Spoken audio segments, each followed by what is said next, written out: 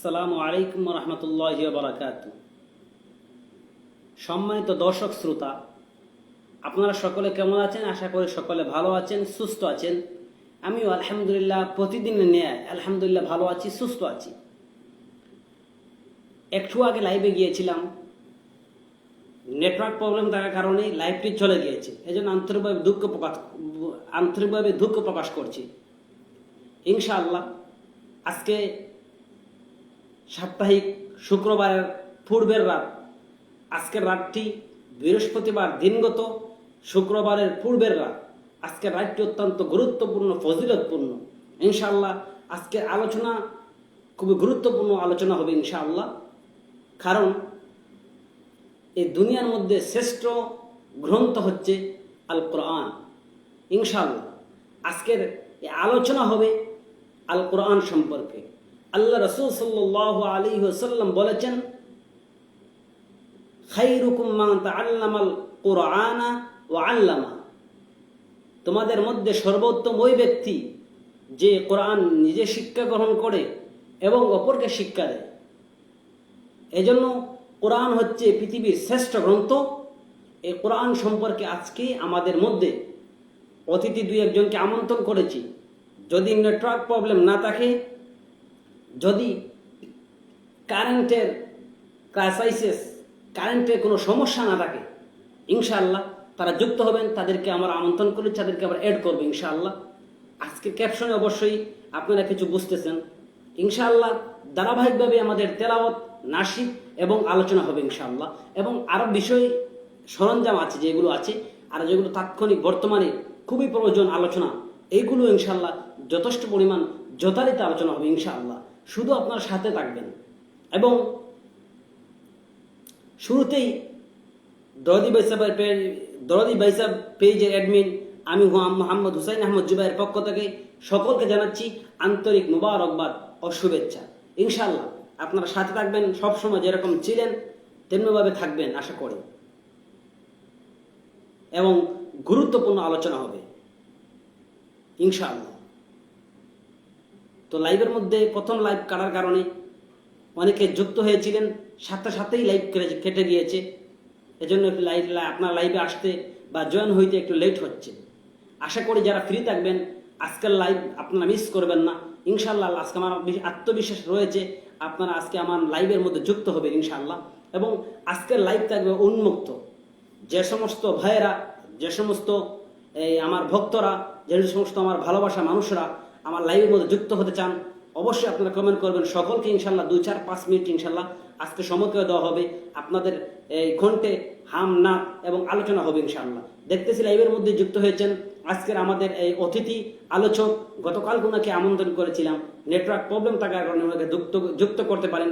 আলহামদুলিল্লাহ উনি যুক্ত হয়েছেন আজকে ইনশাআল্লাহ। এখনই ওনাকে অ্যাড করবো। ওনার নাম ইনশাআল্লাহ একটু পরে আলোচনা শুরু করতেছি।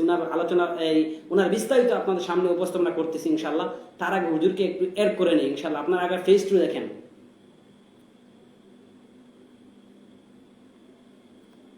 আমি আজকে ওয়াহিদুল হক সুনামগঞ্জ হুজুরকে বলতেছি, আমি আপনাকে অ্যাড দিয়েছি। আপনার একটা মেসেজ যাবে নোটিফিকেশনে, ওইটা ক্লিক মানে অ্যাপ্রুভ একটা যাবে, এটা অথবা অ্যাড যাবে। আশা করি এটার মধ্যে ক্লিক মারবেন। যদি না হয় তাহলে আপনি নিজে আমাকে পাঠাবেন জয়েন হওয়ার জন্য। পরবর্তীতে আমি অ্যাকসেপ্ট করে নেব, আশা করি হয়ে যাবে ইনশাআল্লাহ। আজকে নেটওয়ার্কের প্রবলেম কম করতেছে। প্রথম লাইভটি শুরু করেছিলাম, পরবর্তীতে হঠাৎ করে একটা কল আসার কারণে লাইভটি অটোমেটিক বের হয়ে গেছে। এজন্য অনেকে যুক্ত হয়েছিলেন। পরবর্তীতে গতকালকের মতো ওরা ভাবতেছে মনে হয় নেটওয়ার্ক প্রবলেম বা আমার কোনো সমস্যা। আলহামদুলিল্লাহ যুক্ত হয়ে গেলাম। আসসালামু আলাইকুম ওয়া রাহমাতুল্লাহি ওয়া বারাকাতুহু। ওয়া আলাইকুম আসসালাম ওয়া রাহমাতুল্লাহি ওয়া বারাকাতুহু। কেমন আছেন হুজুর? জি আলহামদুলিল্লাহ, আল্লাহ ভালো আছেন। আপনি কেমন আছেন? আলহামদুলিল্লাহ আপনাদের সকলের দোয়ায়, বিশেষ করে আপনার দোয়ায় ভালো আছি, সুস্থ আছি। আলহামদুলিল্লাহ, জাযাকাল্লাহ। তো সম্মানিত দর্শকবৃন্দ, আমরা যারা উপস্থিত হচ্ছি এবং হব, সকলকে আজকে লাইভের শুরুতেই আন্তরিক ধন্যবাদ জানিয়ে আজকে লাইভ শুরু করতেছি। তো অবশ্যই আপনারা আজকে যে ফেসটি দেখতেছেন, এই ফেসটি অবশ্যই বৃহত্তর সিলেট, শুধু সিলেট না, সারা বাংলাদেশে কম বেশি পরিচিত ইসলামিক আলোচক, আমার অত্যন্ত কাছের মানুষ, খুবই মহব্বত করেন, ভালোবাসেন। আমিও আল্লাহর জন্য হুজুরকে ভালোবাসি, মহব্বত করি। আজকের অতিথি আমাদের হযরতুল আলম হযরত মাওলানা মাহিবুল হক সুনামগঞ্জ হুজুর দামাত বারাকাতুহু আমাদের মধ্যে উপস্থিত হয়েছেন। হুজুর মুহতামিম হচ্ছেন এই গুলজারুল উলুম ৪ নং বাংলা বাজার মাদ্রাসার মুহতামিম, সুনামধন্য মুহতামিম এবং কেন্দ্রীয় খাটালবাড়ি জামে মসজিদের ইমাম ও খতিব হযরতুল আল্লামা হযরত মাওলানা ওয়াহিদুল হক সুনামগঞ্জ হুজুর আমাদের মধ্যে উপস্থিত হয়েছেন। ইনশাআল্লাহ গতকালকে একটি হুজুরকে বিষয় দিয়েছিলাম, সেই বিষয়টি হচ্ছে কোরআন শিক্ষার গুরুত্ব এবং প্রয়োজনীয়তা। কিন্তু আন্তরিকভাবে দুঃখিত প্রকাশ করতে হচ্ছে, আজকেই গতকালকে লাইভে হুজুরকে এড করতে না পারায়, নেটওয়ার্ক প্রবলেম থাকার কারণে আন্তরিকভাবে দুঃখ প্রকাশ করছি। ইনশাআল্লাহ আজকের হুজুরের বিষয় হচ্ছে কোরআন শিক্ষার গুরুত্ব এবং ফজিলত। ইনশাআল্লাহ হুজুর কোরআন এবং হাদিসের আলোকে আপনাদের সামনে কোরআন শিক্ষার গুরুত্ব এবং প্রয়োজনীয়তা নিয়ে আলোচনা করবেন ইনশাআল্লাহ। এবং আপনাদের সামনে আজকে থাকবে উন্মুক্ত এই কমেন্ট বক্স। আপনারা যারা আপনাদের কোনো কিছু জানতে চান, মাসলা মাসাইল বা জরুরত কোনো কিছু জানতে চান, অবশ্যই আপনারা কমেন্ট করবেন। আজকে যদি আমরা ফ্রি, যদি আপনাদের কমেন্ট গুলো পড়তে সক্ষম হই, অবশ্যই আপনাদের বিষয়গুলো আমরা শেয়ার করার চেষ্টা করব, খুলাসা করার চেষ্টা করব আমাদের জানা যদি থাকে। এবং হুজুর অবশ্যই আছেন, হুজুরের যদি অবশ্যই হুজুরের যদি দীর্ঘ লম্বা হয়, আপনাদেরকে আপনার প্রশ্নের উত্তরগুলো দেওয়া হবে ইনশাআল্লাহ। এবং যদি না পারি, আপনাদের প্রশ্নগুলো উত্তর দিতে না পারি, আপনাদের অজানা জিনিস জানতে না পারেন, ইনশাআল্লাহ পরবর্তীতে আপনাদেরকে জানানো হবে ইনশাআল্লাহ। আমি হুজুরকে বলতেছি, আপনি মোবাইলটা সোজা করেন। এর আমি যেরকম রাখছি সোজা লম্বা করে রাখেন, এরকম উল্টা হয়ে গেছে, আমি একদিকে আপনি একদিকে হয়ে গেছে, এরকম। মাশাআল্লাহ, আগে এরকম ছিল। মাশাআল্লাহ, মাশাআল্লাহ। অনেকে যুক্ত হচ্ছেন, আশা করি যারাই যুক্ত হবেন সকলে কমেন্ট করবেন ইনশাআল্লাহ, সকলে কমেন্ট গুলো পড়া হবে ইনশাআল্লাহ। আর আপনারা যদি কমেন্ট করেন, উৎসাহ উদ্দীপনা করেন, আমাদেরকে সুন্দর সুন্দর মন্তব্য করেন, ইনশাআল্লাহ প্রতিদিন ধারাবাহিক ভাবে শুধু হুজুর না, আমাদের বাংলাদেশে যে সমস্ত আলোচক বৃন্দ আছেন, বৃহত্তর সিলেটের কৃতি সন্তান যারা আছেন, সারা বাংলাদেশ ওয়াজ মাহফিল করতেছেন, আলোচনা করতেছেন, বিভিন্ন গবেষক, লেখক, সাহিত্যিক সকলকে ইনশাআল্লাহ এক এক করে ধারাবাহিক ভাবে আপনাদের সামনে উপস্থিত করবো ইনশাআল্লাহ। এবং হুজুর ইনশাআল্লাহ, আমার আত্মবিশ্বাস যতদিন আমি বেঁচে আছি দুনিয়ার মধ্যে, হুজুর থাকবেন ইনশাআল্লাহ। শুধু আমার দরদি ভাইসের পেজে না, আমাদের আরো অনেক যত পেজ থাকবে সব পেজে হুজুরকে আমন্ত্রণ করা হবে ইনশাআল্লাহ। হুজুর উনার যতটুকু সাধ্যর ভিতরে তাকে অতটুকু আলোচনা করবে ইনশাআল্লাহ।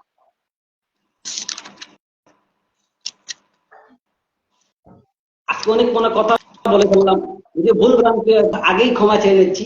তো হুজুরকে আজকের এই লাইভ শুরু করার পূর্বে আজকে আপনারা কোনটা চাচ্ছি একটু তিলাওয়াত করার জন্য? আপনার তিলাওয়াত তো শুনে আমি অসাধারণ। এই তিলাওয়াতের প্রশ্নটা না করলে হয় না, এটা মানে তিলাওয়াতের প্রশ্ন করতেই হয়, কারণ শ্রেষ্ঠ গ্রন্থ কোরআন। এই কোরআনের তো তিলাওয়াত আলহামদুলিল্লাহ কি বলবো।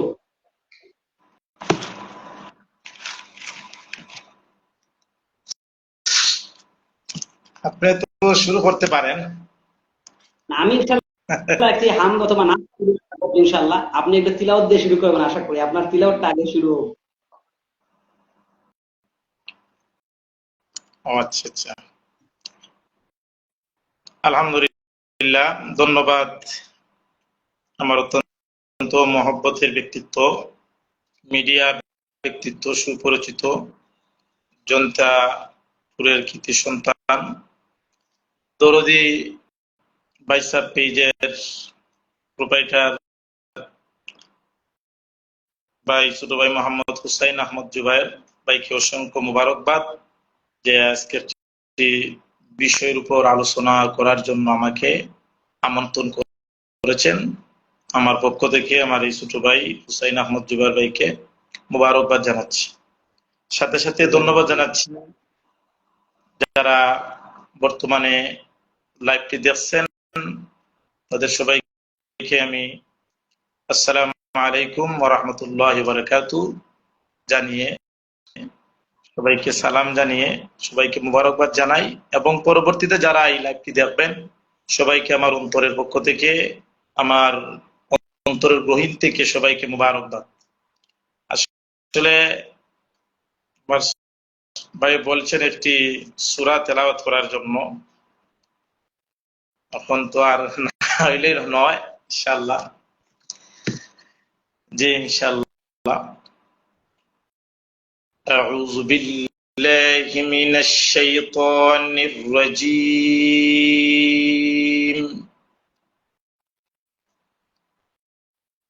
بسم الله الرحمن الرحيم.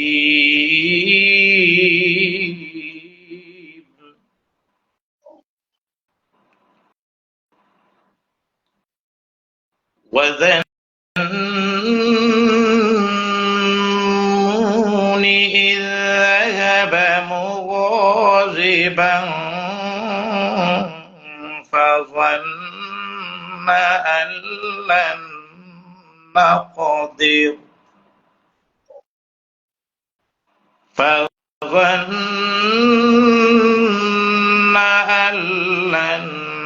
نقدر عليه فنادى في الظلمات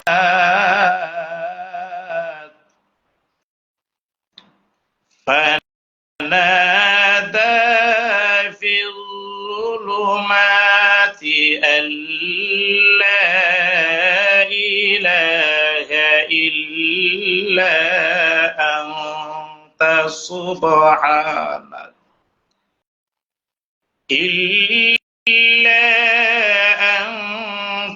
سبحانك إني كنت من الظالمين.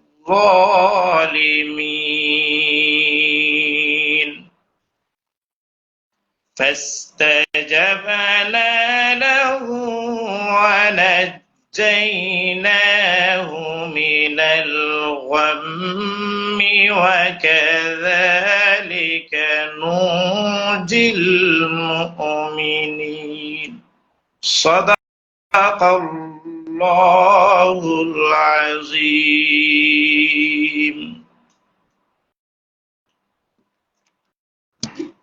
আলহামদুলিল্লাহ, মনের গহীন থেকে ভালোবাসা, আল্লাহু আকবার। এত স্বাদ তিলাওয়াতের, তিলাওয়াত তো শ্রেষ্ঠ বলতে, আর যে যে সুরেই পারে, যে যে সুরে তিলাওয়াত করে, আলাদা একটা স্বাদ অনুভব করা যায়, আলাদা একটা স্বাদ পাওয়া যায়। আলহামদুলিল্লাহ, জাযাকাল্লাহ। আপনাকে আমার পক্ষ থেকে এবং আমার যে দর্শক শ্রোতা উপস্থিত হয়েছেন এবং হবেন সকলের পক্ষ থেকে আপনাকে জানাচ্ছি আন্তরিক মুবারকবাদ। জাযাকাল্লাহু খাইরান, শুকরান, থ্যাংক ইউ, মোস্ট ওয়েলকাম। ইনশাআল্লাহ এই আপনারা যারা লাইভে যুক্ত হবেন, আশা করি সকলে কমেন্ট করবেন আপনাদের কাছে তেলাওয়াতটি কেমন লেগেছে। অবশ্যই সকলে কমেন্ট করবেন। আপনাদের এক একটি কমেন্ট আমাদের একটি উৎসাহ উদ্দীপনা জাগ্রত করে এবং সামনে আগে যেতে একটু স্পৃহা যাবে। এই জন্য অবশ্যই আপনারা সকলে কমেন্ট করবেন। ইনশাআল্লাহ এখনই হুজুরে আপনাদের সামনে আলোচনা করবেন। তো তার আগে আমি হুজুরকে জবাব দিয়েছিলাম, হুজুর বলেছিলেন একটু হামনাত বলার জন্য। ইনশাআল্লাহ আমি হামনা থেকে শুরু করতেছি। পরবর্তীতে ইনশাআল্লাহ হুজুরের গুরুত্বপূর্ণ আলোচনা, কোরআন শিক্ষার গুরুত্ব এবং ফজিলত সম্পর্কে হুজুর ইনশাআল্লাহ আলোচনা করবেন। আমাদের লাইভের শুরু থেকে শেষ পর্যন্ত থাকবেন সকলকে। এজন্য শুরু করছি এখন একটি হামদে বারি তাআলা। শুরু করবো নাকি হুজুর? জি অবশ্যই, ইনশাআল্লাহ, মাশাআল্লাহ, জাযাকাল্লাহ। জি। তুমি আরশে তাকো প্রভু, আমি জমিনে,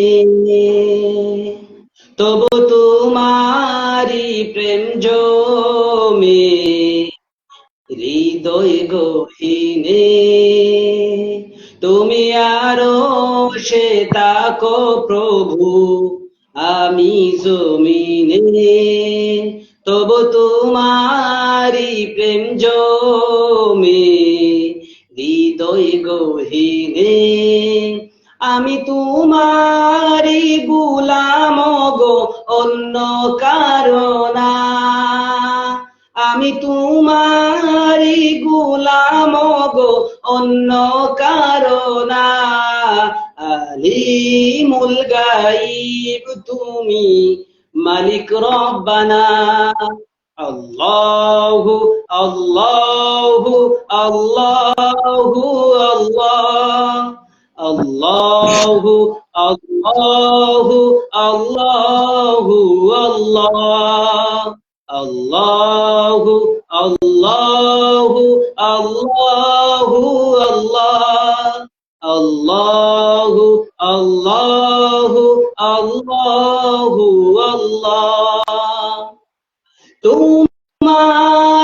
রহম ছাড়া বাছা বড় দায়। প্রতিদিনে প্রতিক্ষণে ঝরিয়ে রাখো গো আমায়। তোমারি রহম ছাড়া বাছা বড় দায়। প্রতিদিনে প্রতিক্ষণে ঝরিয়ে রাখো গো আমায়। শত শত ভুল মাফ করে দাও। শত শত ভুল মাফ করে দাও। জানা কি ও জানা আমি তোমারই গোলাম গো, অন্য কারো না। আমি তোমারই গোলাম গো, অন্য কারো না। আলিমুল গাইব তুমি, মালিক রব্বানা। আল্লাহু আল্লাহু আল্লাহু আল্লাহ। আল্লাহু আল্লাহু আল্লাহু আল্লাহ। আল্লাহু আল্লাহু আল্লাহু আল্লাহ। আল্লাহু আল্লাহু আল্লাহু আল্লাহ। কঠিন বিচারের দিনে থেকো ঘো পাশে, পাপের ভারে লয়ে গেছি মন তাই কেঁদে মোরে। কঠিন বিচারের দিনে থেকো ঘো পাশে, পাপের ভারে লয়ে গেছি মন তাই কেঁদে মোরে। জান্নাতি ফুল দিও গো আমায়। জান্নাতি ফুল দিও গো আমায়। আগুনে ফেলে দিও না। আমি তোমারই গোলাম গো, অন্য কারো না। আমি তোমারই গোলাম গো, অন্য কারো না। আলিমুল গাইব তুমি, মালিক রব্বানা। আল্লাহু আল্লাহু আল্লাহু আল্লাহ। আল্লাহু আল্লাহু আল্লাহু আল্লাহ। আল্লাহু আল্লাহু আল্লাহু আল্লাহ। আল্লাহু আল্লাহু আল্লাহু আল্লাহ।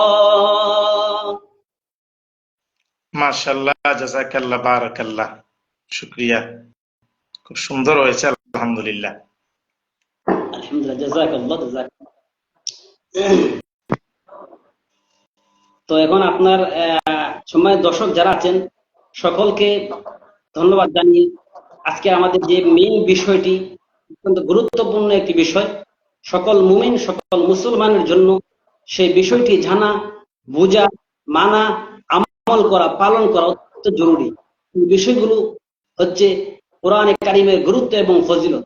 ইনশাআল্লাহ এখন আপনাদের সম্মুখে গুরুত্বপূর্ণ আলোচনা পেশ করবেন আমাদের বৃহত্তর সিলেটের কৃতি সন্তান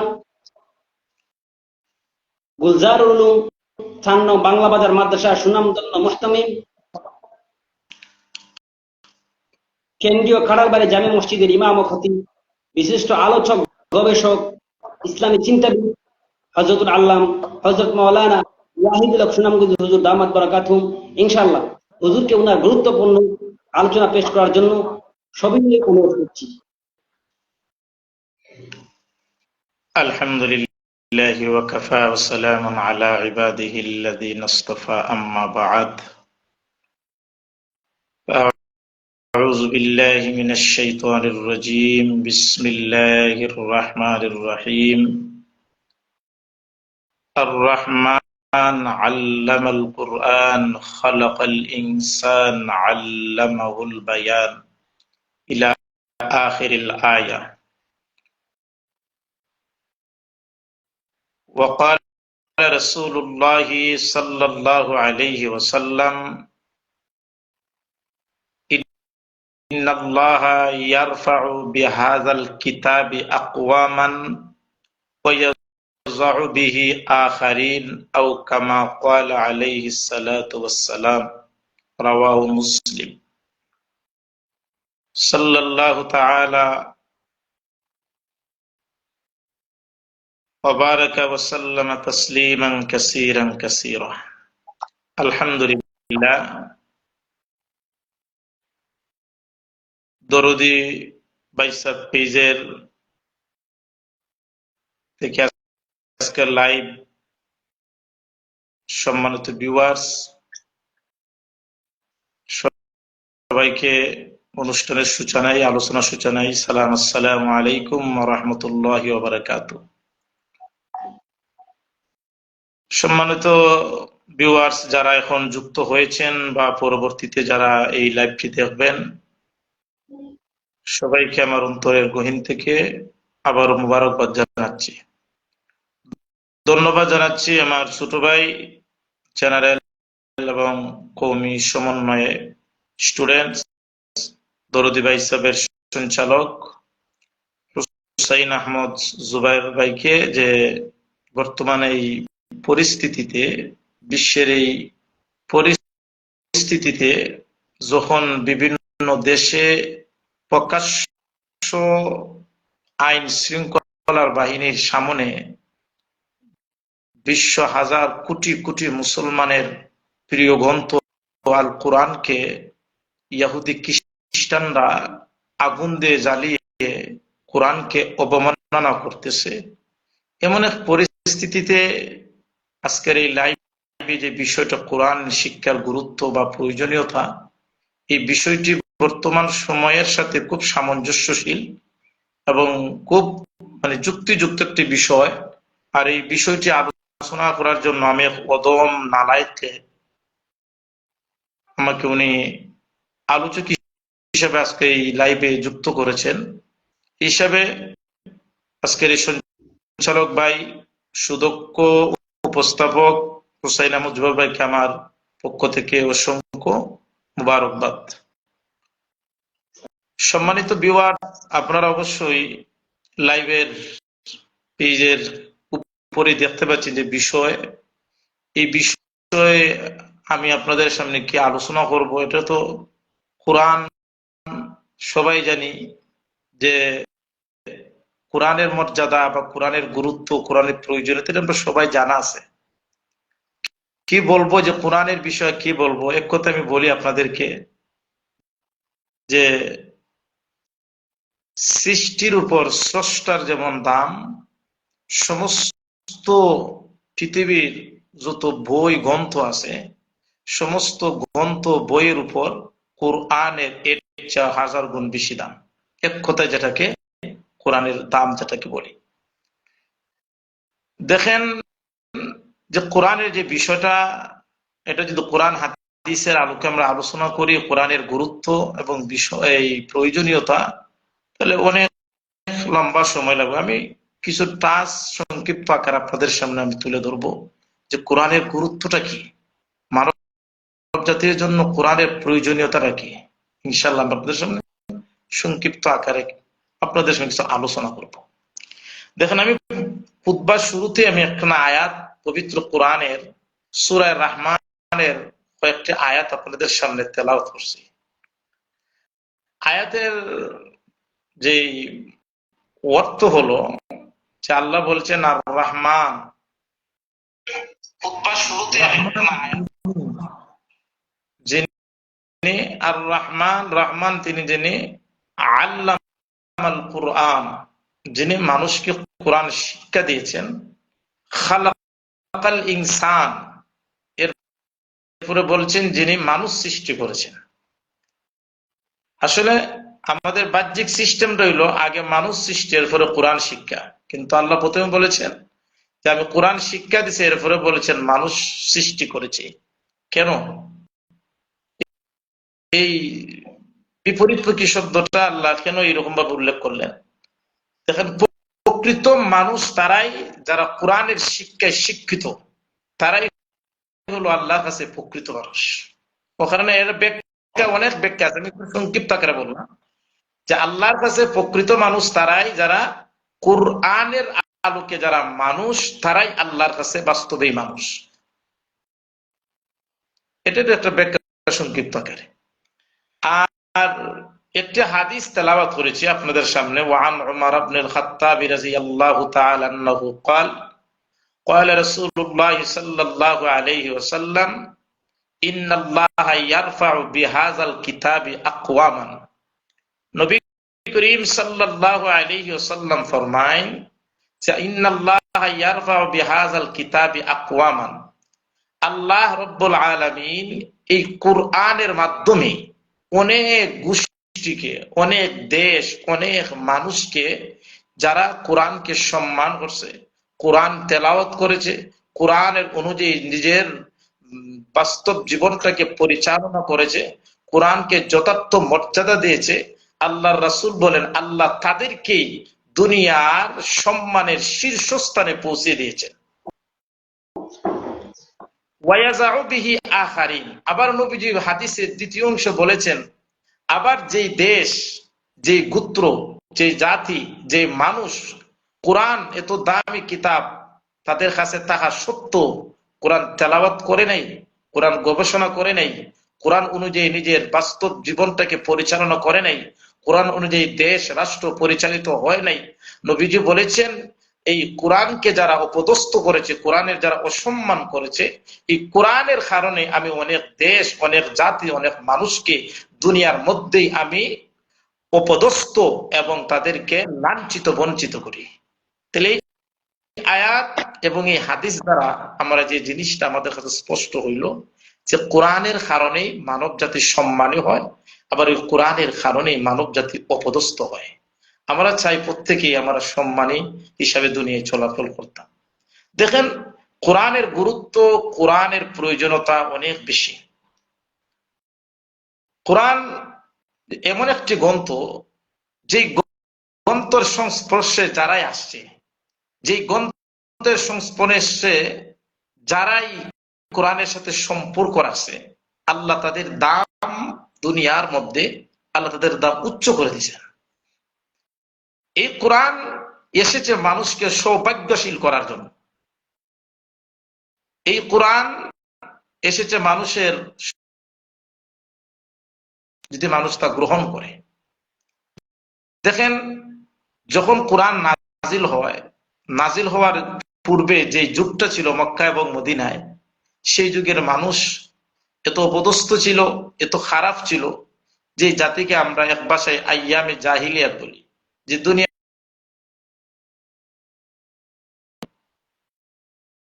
এই যাত্রাকে, মক্কা মদিনার যখন কোরআন নাজিলের পূর্ব মুহূর্তের সময়টাকে আমরা আইয়ামে জাহিলিয়াত, মূর্খতা, বর্বরতার যুগ বলি।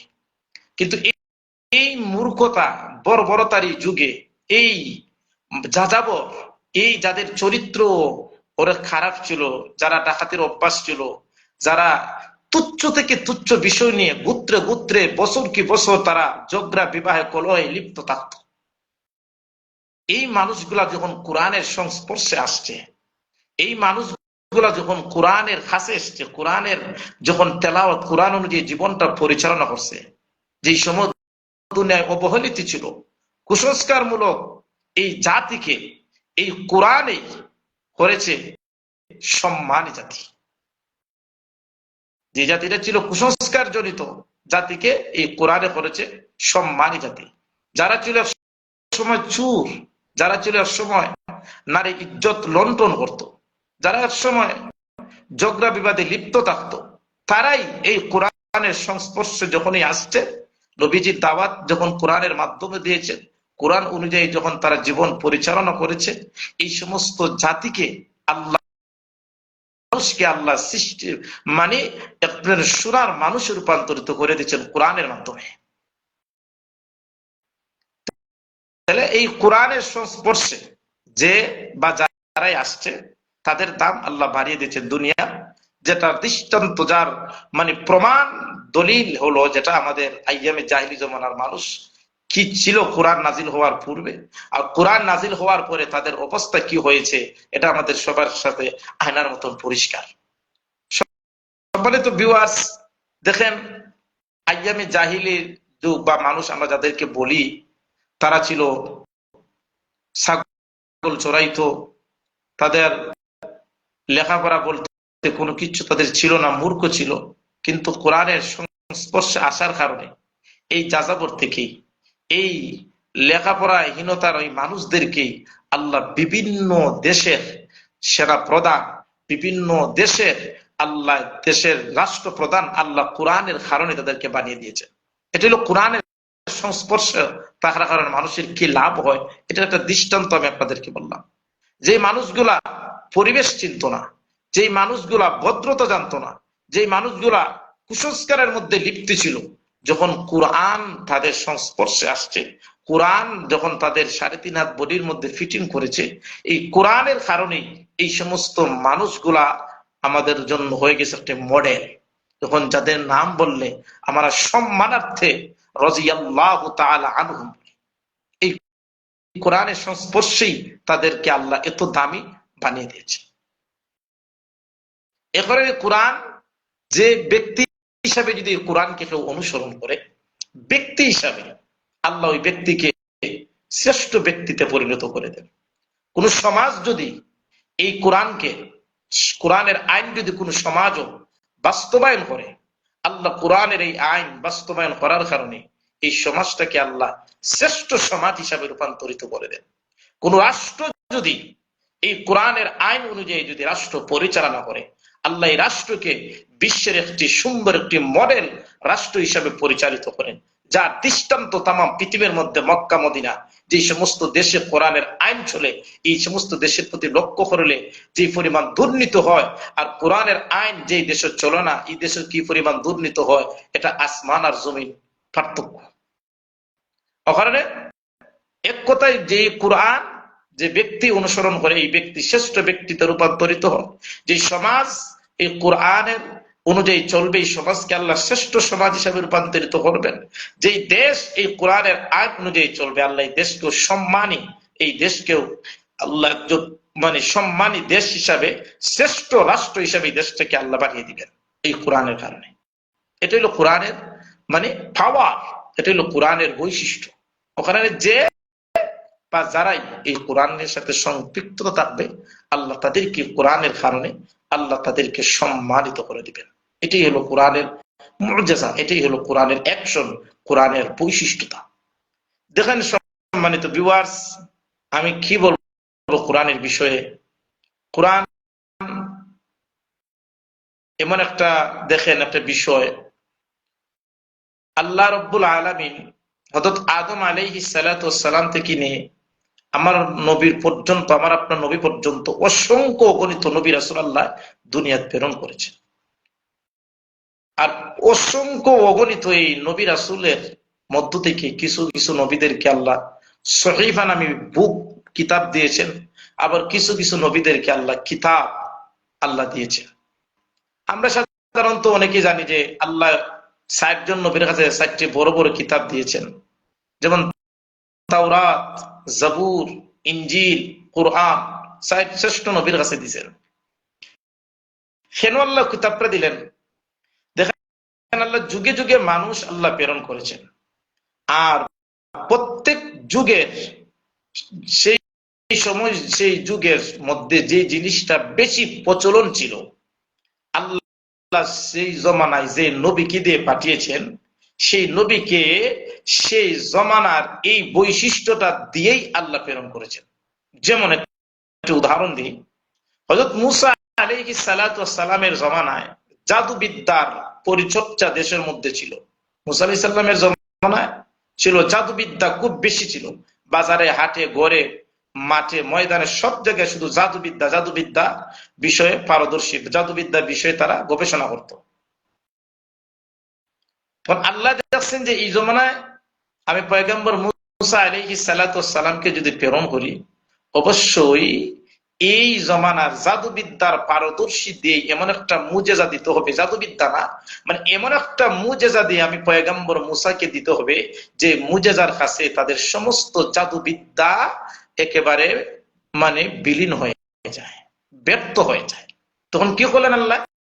পয়গম্বর মুসা আলাইহিস সালাতু ওয়াস সালাম রে এমন একটা লাঠি দিলেন, হিয়া আসায়া ওমা তিলকা বিয়ামিনিকা ইয়া মুসা, হিয়া আসায়া। এমন একটা পয়গম্বর মুসারে লাঠি দিলেন, যে লাঠি দ্বারা এমন একটা মানে মুজেজা, এই লাঠিটা একটা মুজেজা। এই লাঠি দিয়ে মুসা আলাইহিস সালাতু ওয়াস সালাম রাত্রে যখন যাইতেন লাইট হইতো। এই লাঠি দ্বারা মুসা আলাইহিস সালাম ছাগল চড়াইতেন। এই লাঠি দ্বারা মুসা আলাইহিস সালাতু ওয়াস সালাম সমুদ্রের কিনারায় আঘাত করলে সমুদ্র দিকে 12টা রাস্তা হয়ে যাইত। এই লাঠি কোন সময় জাদুবিদদের কাছে কোনো সময় লাঠিটা সাপে রূপান্তরিত হয়ে যেত। কারণ তখন ছিল, জমানাটা ছিল জাদুবিদ্যা পারদর্শী।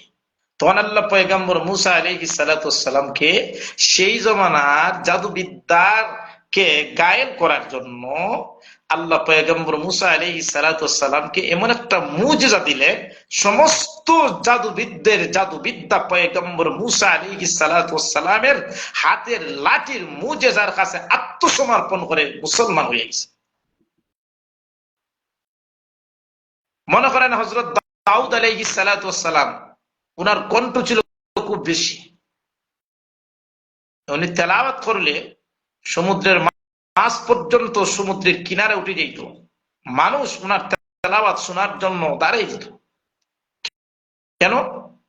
কারণ সেই দাউদ আলাইহিস সালামের জমানার মানুষ ছিল সুরের নিয়ে প্রতিযোগিতা করত, সুর নিয়ে, খের খার গলার সুর কতটুকু, এই বিষয় নিয়ে দাউদ আলাইহিস জমানার উম্মতরা বেশি পারদর্শী ছিল। যার যত সুর বিশুদ্ধ তার সম্মান হইত, তাকে পুরস্কৃত করা হইত।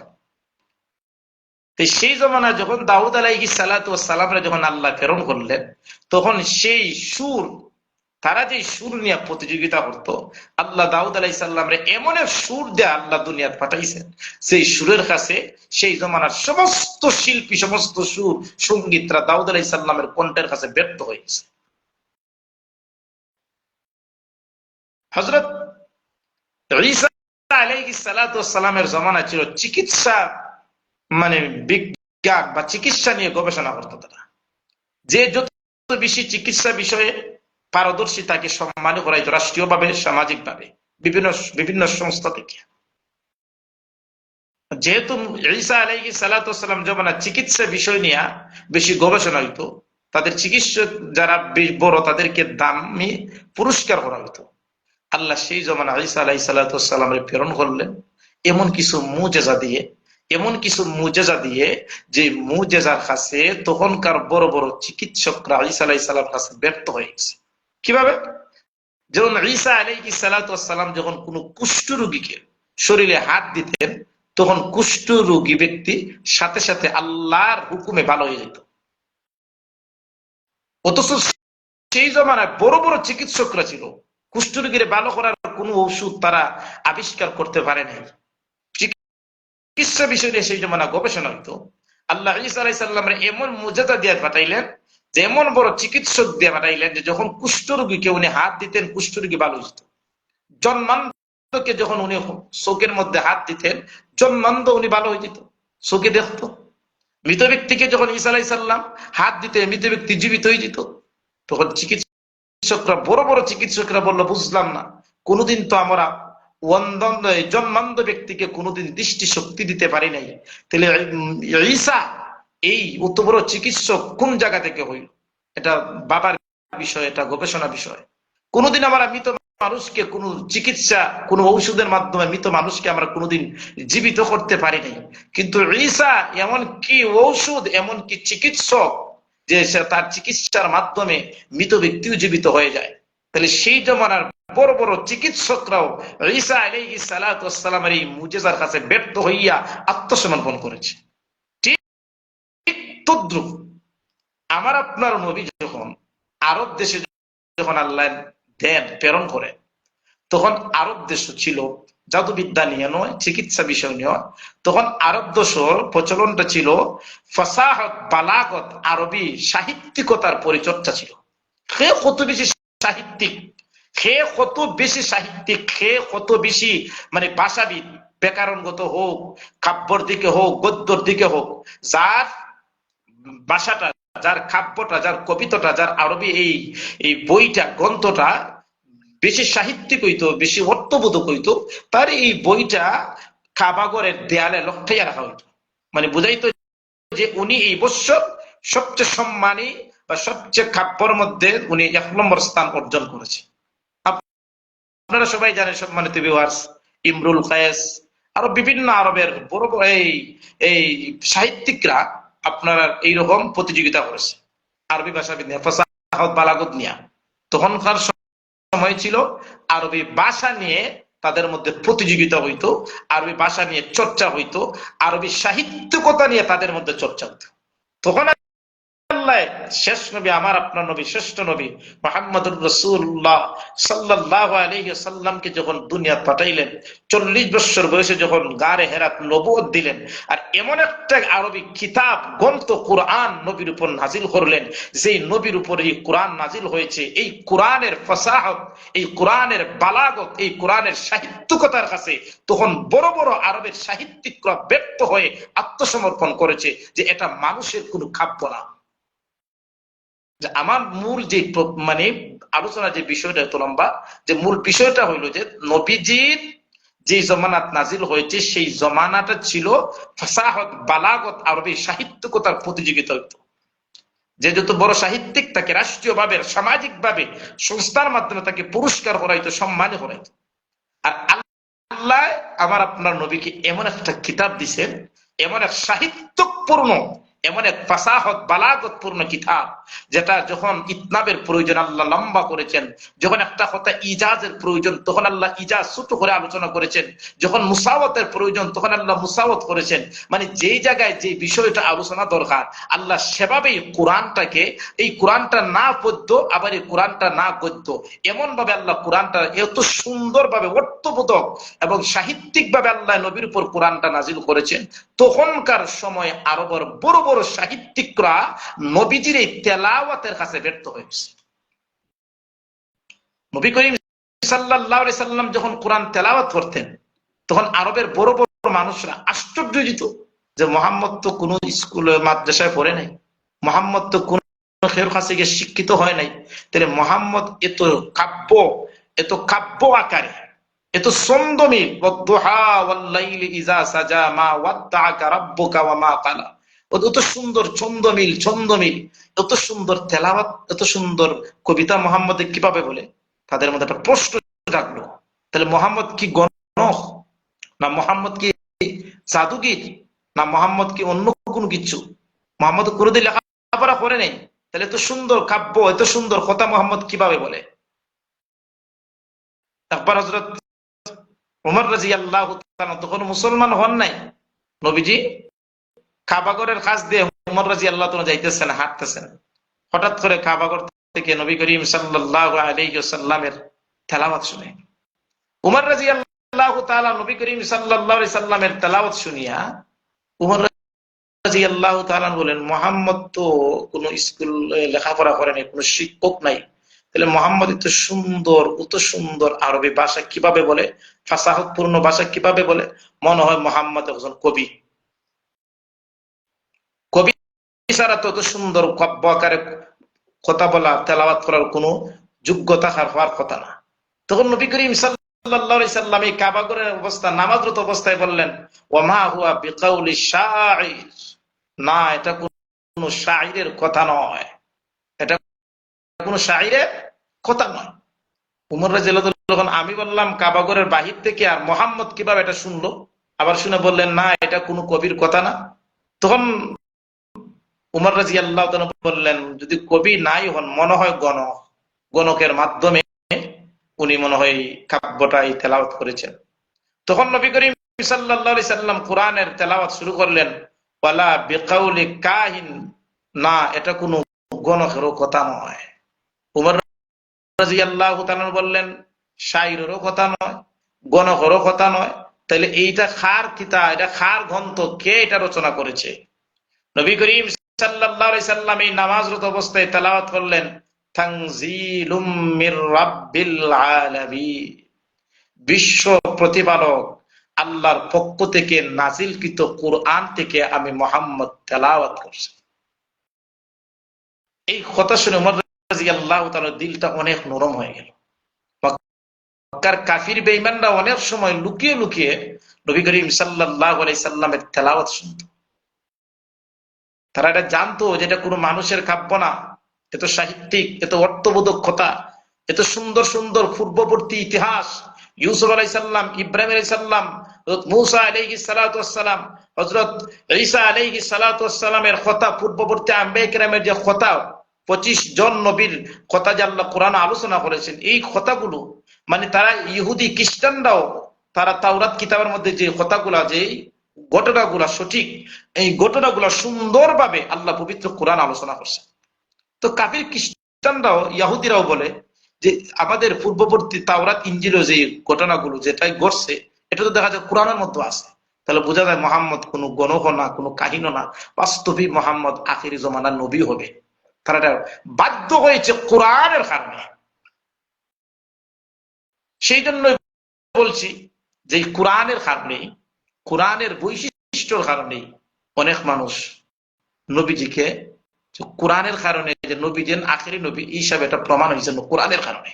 যে মোহাম্মদ তো স্কুল পড়ে নাই, তাহলে তো সুন্দর তেলাওয়াত, তার মানে মোহাম্মদের পক্ষ থেকে না, এটা অবশ্যই আল্লাহর ঐশী বাণী কোরআন, যেটা শেষ নবীর উপর নাজিল হয়েছে। এটা তারা বিশ্বাস করত, কিন্তু ঈমান আনছে না। এটা বিশ্বাস তারা করে, ঈমান আনছে না।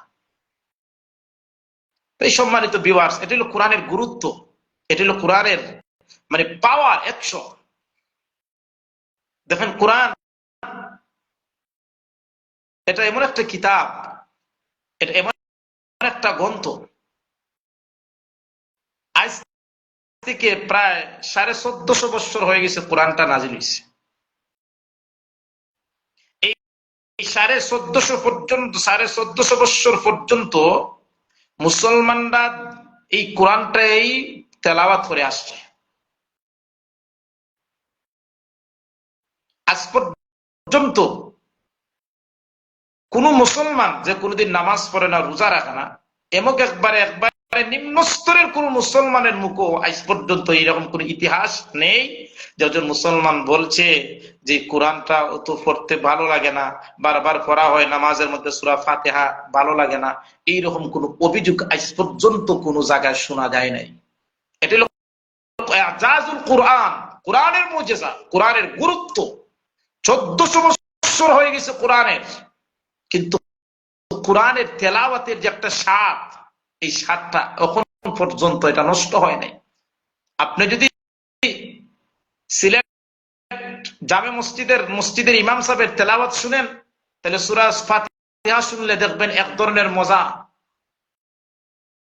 আপনি যদি লক্ষ্মীপুরি হুজুরের মুখের তেলাওয়াত শুনেন, তাহলে দেখবেন এক ধরনের মজা।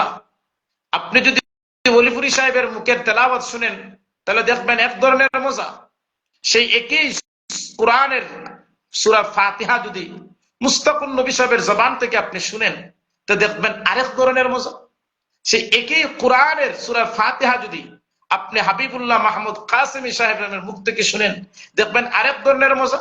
সেই একই কোরআনের সূরা ফাতিহা যদি আপনি মসজিদে আকসার ইমাম সাহেবের মুখ থেকে শুনেন, দেখবেন আরেক ধরনের মজা।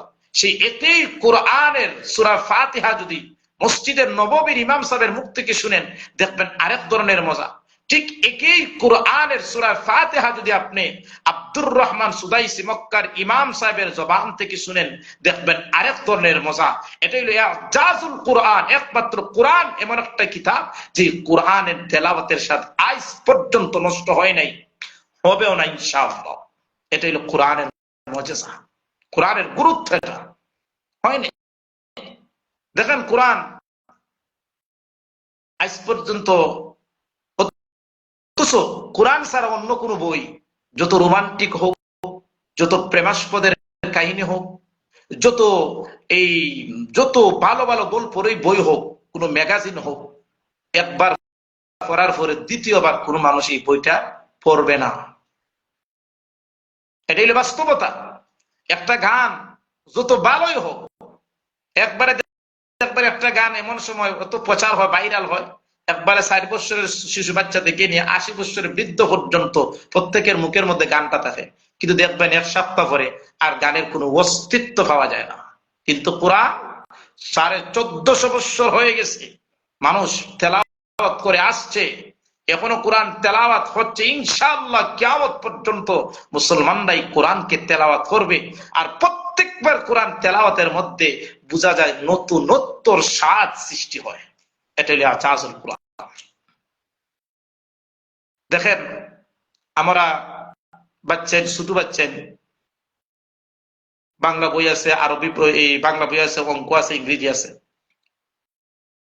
কথাটা বললে মিথ্যা হবে না। আজ পর্যন্ত কোন স্কুলের কোন স্টুডেন্টস রে যে বাংলা বই একবারে প্রথম পৃষ্ঠা থেকে নিয়ে একবারে শেষ পর্যন্ত হুবহু মুখস্থ, একবারে পাঠের নাম সহ, এটা সম্ভব না। জানি না, 1-2 জন থাকতে পারে, কিন্তু বুঝি না যে এটা 1-2 জনের জন্য হবে যে একবারে টোটাল একটা বই মুখস্থ করে নিছে।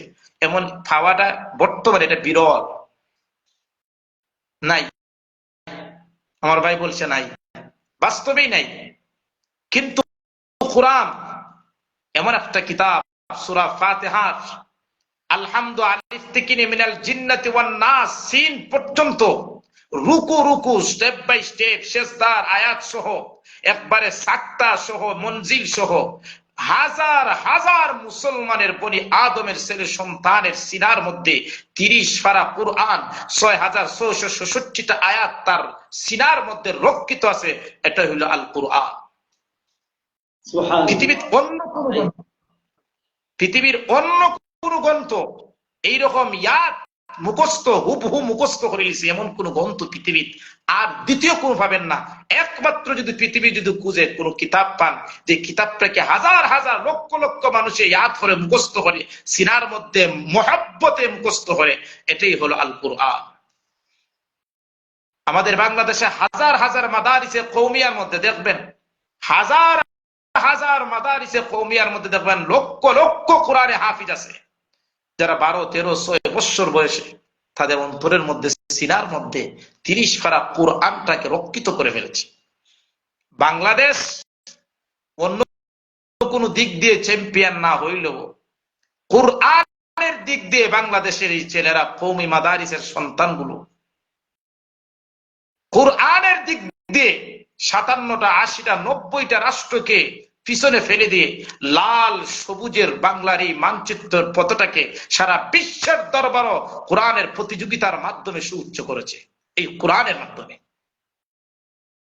আমি একজন বাংলাদেশের নাগরিক হয়ে এই দিক দিয়ে কমসে কম আমি নিজেকে গর্ববোধ করি যে কোরআনের কারণে, কোরআনকে নিয়ে বাংলাদেশে যে সন্তানরা তাম পৃথিবীর দরবারও লাল সবুজের এই পথটাকে সুউচ্চ করেছে, হিসাবে একজন নাগরিক হয়ে এটাকে আমি সৌভাগ্যশীল মনে করি।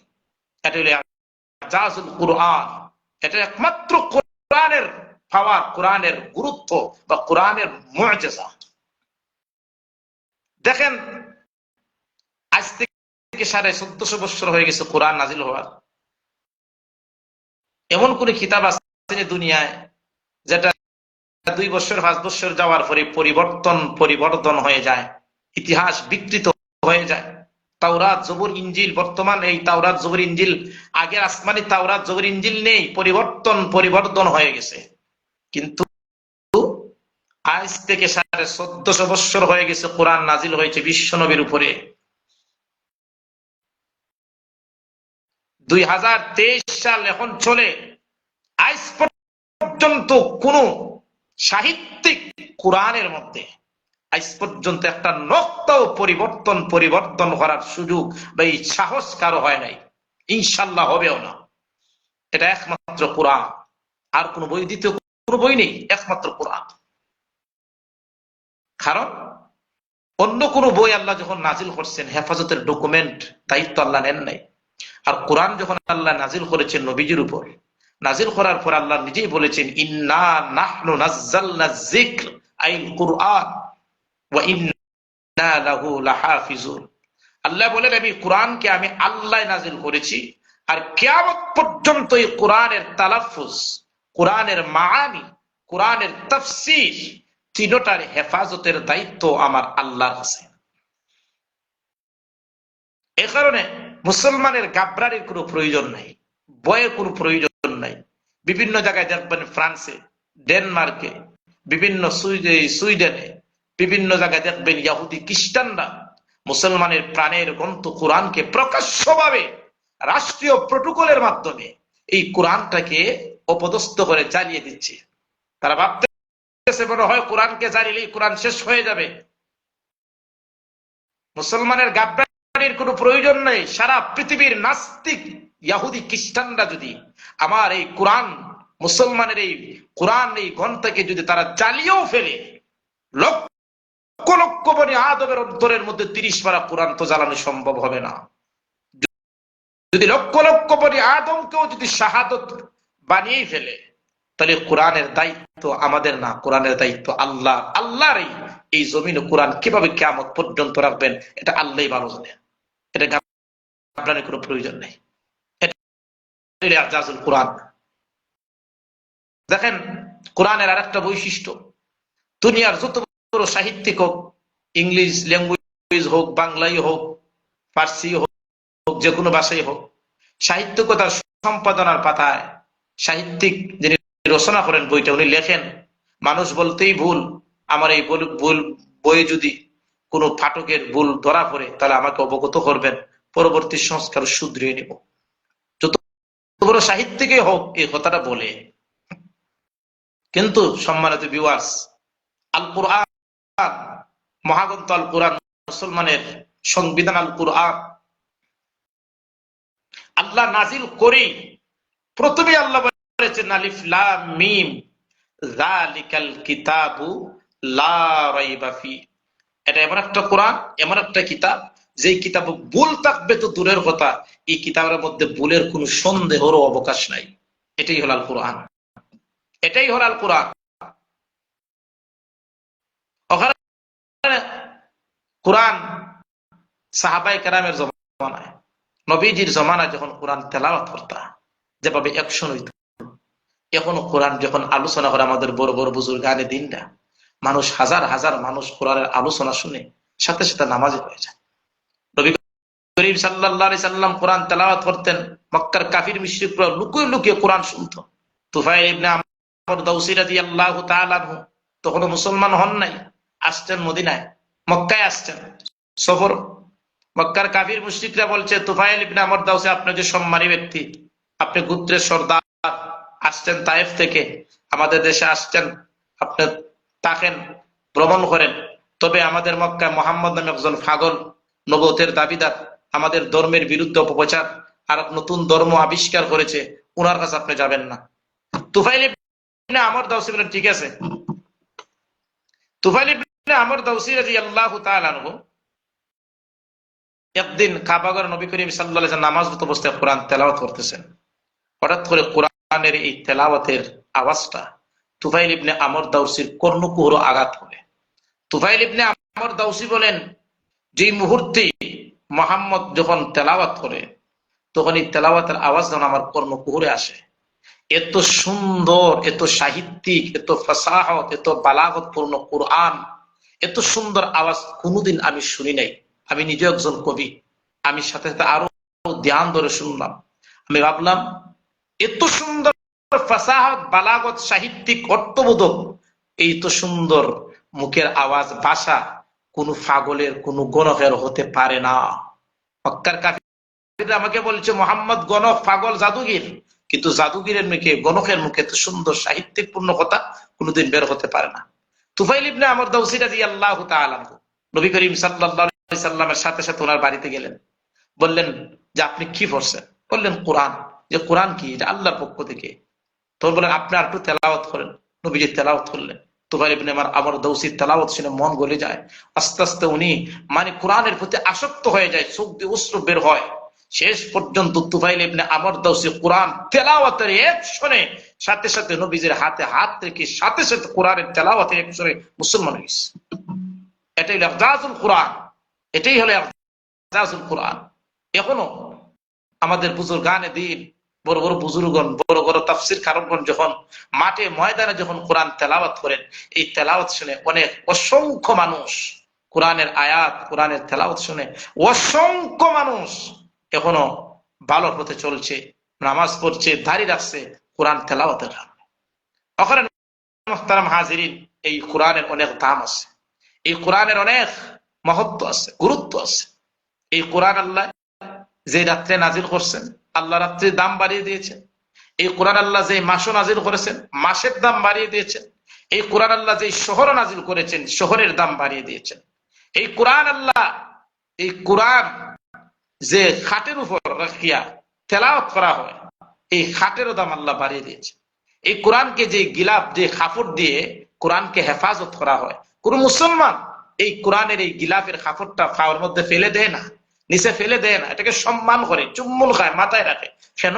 যে যদিও কাপড়ের দাম 50 টাকা, কিন্তু এই কাপড়ের সম্পৃক্ত, এই কাপড়ের সম্পর্ক হয়ে গেছে আমার কোরআনের সাথে।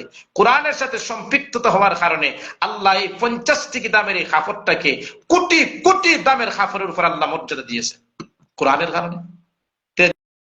যে রাত কোরআনে নাজিল করেছেন, রাতের দাম বেড়ে গেল। যে মাসে কোরআন নাজিল করেছেন, মাসের দাম বেড়ে গেল। যে শহরে আল্লাহ কোরআন নাজিল করেছেন, শহরের দাম বেড়ে গেল। যেই খাটের উপর দিয়ে কোরআন তেলাওয়াত করা হয়, সেই খাটের দাম আল্লাহ বাড়িয়ে দিয়েছেন। যে কাপড় দিয়ে কোরআন গিলাফ করা হয়, সেই কাপড়ের দাম আল্লাহ বাড়িয়ে দিয়েছেন। এখন যারাই কোরআন পড়বে, যারাই কোরআন তেলাওয়াত করবে, যারাই কোরআন অনুযায়ী নিজের জীবনটাকে বাস্তবায়ন করবে, যারাই কোরআন অনুযায়ী দেশ পরিচালনা করবে, আল্লাহ অবশ্যই এই কোরআনের কারণে আফালা ইয়াতাদাব্বারুনাল কুরআন, কোরআনকে নিয়ে গবেষণা করি, কোরআনের উপর আমল করি, কোরআনের বিধান অনুযায়ী নিজের জীবনটাকে রঙিন করি, তাহলে অবশ্যই এই কোরআনের কারণে আল্লাহ আমার আপনার সবার দাম আল্লাহ বাড়িয়ে দিবেন। এই বিশ্বাস আমার কোরআনের প্রতি থাকতে হবে। আরেকটি কথা, মনে করেন আলোচনা বেশি লম্বা হয়ে গেছে নাকি সঞ্চালক ভাই? সমস্যা না, সুন্দর আলোচনা চলছে, সুন্দর আলোচনা। আমার দর্শক বৃন্দরা মানে মন ভরে শুনতেছে, আমার কাছে অত্যন্ত ভালো লাগতেছে। আমি অনেক জিনিস খুলাসা হচ্ছি। আশা করি যারা ভিউয়ার্স আমাদের মধ্যে উপস্থিত হয়েছেন, লাইভ দেখতেছেন এবং পরবর্তী যারা দেখবেন, আশা করি 100% উপকৃত হবে ইনশাআল্লাহ। আপনি চমৎকার চমৎকার গুরুত্বপূর্ণ আলোচনা করতেছে, এই জন্য আপনাকে আন্তরিক ধন্যবাদ জানাচ্ছি। এবং আপনার আরো কিছু যা আছে আপনি আরো একটু বলুন, সমস্যা নেই, আরো কিছু খুলাসা করেন, ইনশাআল্লাহ আমরা শুনবো। শুকরিয়া, জাযাকাল্লাহ, বারাকাল্লাহ। যে সম্মানিত ভিউয়ার্স, যে বলছিলাম যে কোরআনের সাথে আমার সম্পৃক্ত থাকতে হবে, এই বিশ্বাস আমার আপনার থাকতে হবে। তো বলছিলাম আর একটা বিষয়, যে কোরআনের প্রয়োজনীয়তা। এত সময় আমি যা আলোচনা করছি সংক্ষিপ্ত আকারে টাচ দিয়ে, এটা অনেক লম্বা আলোচনা। আসলে লাইভে অত লম্বা আলোচনা মানুষ, সম্মানিত ভিউয়ার্সও যে অতটুকু মানে একটা বিরক্ত বোধ হতে পারেন, এই সময় টাচ দিয়ে গেলাম জাস্ট কোরআনের গুরুত্বের উপরে। এখন যে বিষয়টা আমার ভাই নির্ধারণ করছেন, যে কোরআনের গুরুত্ব এবং প্রয়োজনীয়তা, কেন কোরআন শিক্ষার আমার প্রয়োজনীয়তা আমার আপনার আছে, কত সময় গুলো গুরুত্ব। আর এখন আমরা যে বিষয়টা আলোচনা করি, এটা হলো কোরআন শিক্ষার প্রয়োজনীয়তা বিষয়। সেখানে কোরআন শিক্ষাটা আমার জন্য প্রয়োজনীয়, মুসলমানের জন্য প্রয়োজনীয়। দেখুন, কোরআন কমপ্লিট কোড অফ লাইফ। কোরআন মানব জীবনের একটা সম্পূর্ণ জীবন ব্যবস্থার নাম হইল কোরআন। একজন মানুষ ব্যক্তিগত হোক, পারিবারিক হোক, সামাজিক হোক, রাষ্ট্রীয় হোক, কূটনীতিক হোক, আন্তর্জাতিক হোক, ইবাদত দিকে হোক, নামাজের দিকে হোক, সলাতের দিকে হোক, হজের দিকে হোক, যাকাতের দিকে হোক, মানে ব্যবসার দিকে হোক, বিবাহের বন্ধনের দিকে হোক, সর্বদিক দিয়ে কোরআন একটা মানুষের কাছে সম্পূর্ণ একটা মানে জীবন বিধানের নাম হইল আল কোরআন। এক কথায়, তো কোরআনটা কেন আমাদের জীবনে প্রয়োজনীয়? দেখেন, কোরআনটার প্রয়োজনীয় অনেক আছে, যেটা আমরা আলোচনা করলে লম্বা হয়ে যাবে। 1 নম্বর, কোরআন শিক্ষা করা প্রয়োজন হইল যে কোরআনটা শিক্ষা করা হইল ফরজ। আল্লাহর পক্ষ থেকে মুসলমানের জন্য কোরআনটা শিক্ষা করা হইল ফরজ। এই হিসাবে কোরআন শিক্ষাটা আমাদের জন্য প্রয়োজন। কেন প্রয়োজন? কোরআনের সর্বপ্রথম আয়াত, যেটা গারে হেরা নাজিল হয়েছে, ইকরা বিসমি রাব্বিকাল্লাযী খলাক। আল্লাহ বলেছেন ইকরা, আমরের সাগা, যারা উলামায়ে কেরাম জানেন আমর বিল উজুব। ইকরা বিসমি রাব্বিকাল্লাযী খলাক, ওগো নবীজি আপনি পড়ুন। এই যে প্রথম কোরআনের নাজিলকৃত শব্দটাই, বাক্যটাই হলো ইকরা, পড়ো। এখন এখানে পড়ো বলতে বাংলা বই পড়া নয়, এখানে পড়া বলতে ইংরেজি নয়, এখনো পড়া বলতে অঙ্ক নয়, এখনো পড়া বলতে অন্য কোন ভাষা নয়, এখানে পড়া বলতে আইএলটিএস ট্রেনিং নয়, এখানে পড়া বলতে আপনি কোরআন পড়ব। তার মানে কোরআন আমাদের জন্য প্রয়োজনীয়তা কেন? কারণ কোরআন শিক্ষা করা আল্লাহ আমাদের জন্য ফরজ করেছেন বিধায় কোরআন আমাদের জন্য শিক্ষার প্রয়োজন।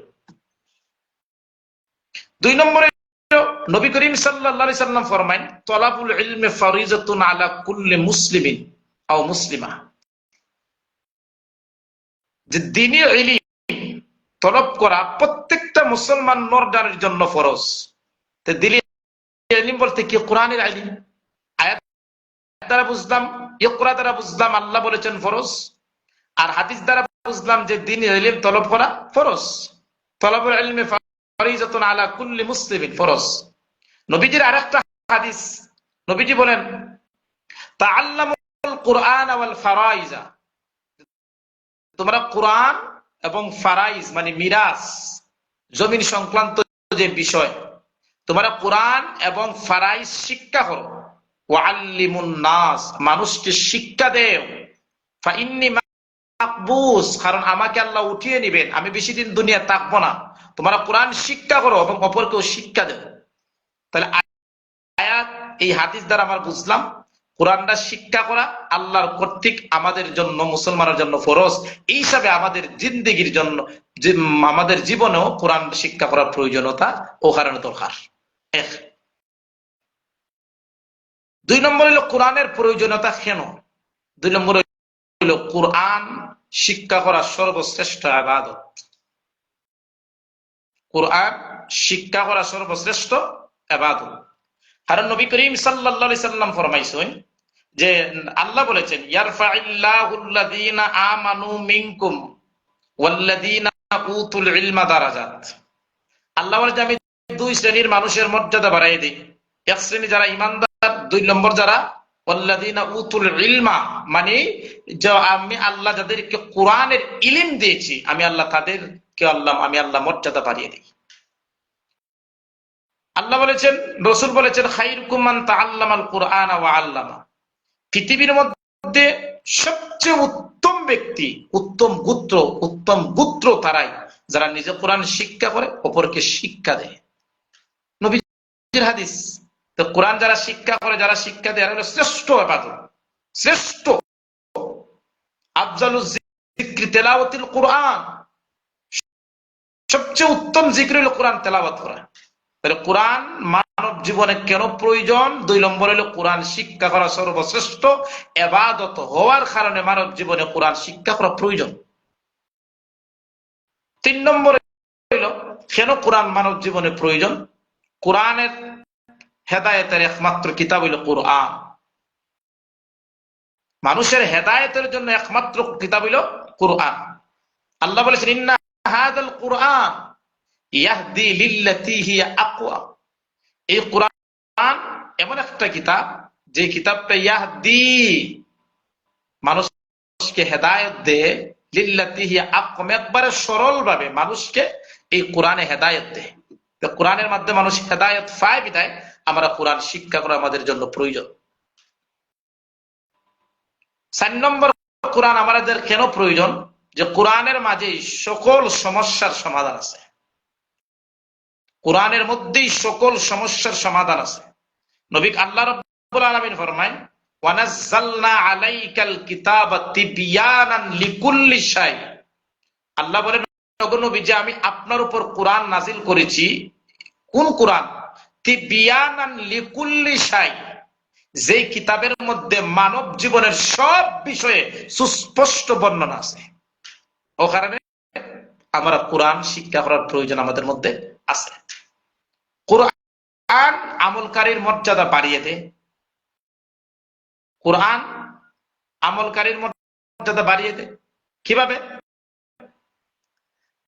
দেখেন, দুনিয়ার যেভাবে মর্যাদা বাড়িয়ে দেয়, আখিরাতের মধ্যে কোরআন আমলকারীর মর্যাদা বাড়িয়ে দেয়। কিভাবে? নবী করিম সাল্লাল্লাহু আলাইহি সাল্লাম ফরমায় মান কারাআল কুরআনা ফাস্তাযহারাহু ফাআহাল্লা হালালাহু ওয়া হাররামা হারামাহু। নবী করিম সাল্লাল্লাহু আলাইহি সাল্লাম ফরমান আদখালাহুল জান্নাহ, যে ব্যক্তি কোরআন শিক্ষা করলো এবং এটাকে হেফাজত করলো বা এটাকে প্রতিষ্ঠিত করলো এবং কোরআনের হালালকে হালাল মানলো, হারামকে হারাম মানলো, নবীজি ফরমায়েন আদখালাহুল জান্নাহ, আল্লাহ তাকে ওই কোরআনের কারণে তাকে জান্নাতে দিয়ে দিবা। শুধু তাই না, হে তো জান্নাত যাবেই, নবীজি ফরমান ওয়াসাফাহু ফি আশারাতিন মিন আহলি বাইতিহি, এই কোরআন পড়নেওয়ালা এবং এই কোরআন পড়নেওয়ালা পরিবার থেকে এমন 10 জনকে সুপারিশ করার আল্লাহ অনুমতি দিবেন, যে 10 জনের জাহান্নামী সাব্যস্ত, আল্লাহ এমন ওই জাহান্নামী 10 জনকে কোরআন কারি সুপারিশ করে জান্নাতে নিয়ে যাওয়ার এই অধিকার, এই সুযোগটা আল্লাহ দিয়ে দিবেন। তো কোরআন শিক্ষা করার কারণে দুনিয়া তো লাভ, কোরআন শিক্ষা করার কারণে আখিরাত তো লাভ, জান্নাত তো যাবে। এটা হলো কোরআন শিক্ষার প্রয়োজনীয়তা।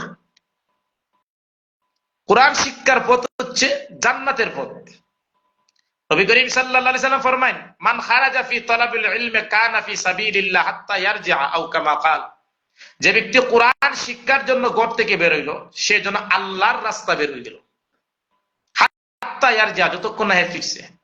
তাহলে যারা কোরআন শিক্ষার জন্য ঘর থেকে বের হইল, তারা যেন আল্লাহর রাস্তায় বের হইল, তার মানে তারা আল্লাহর রাস্তাতে আছে।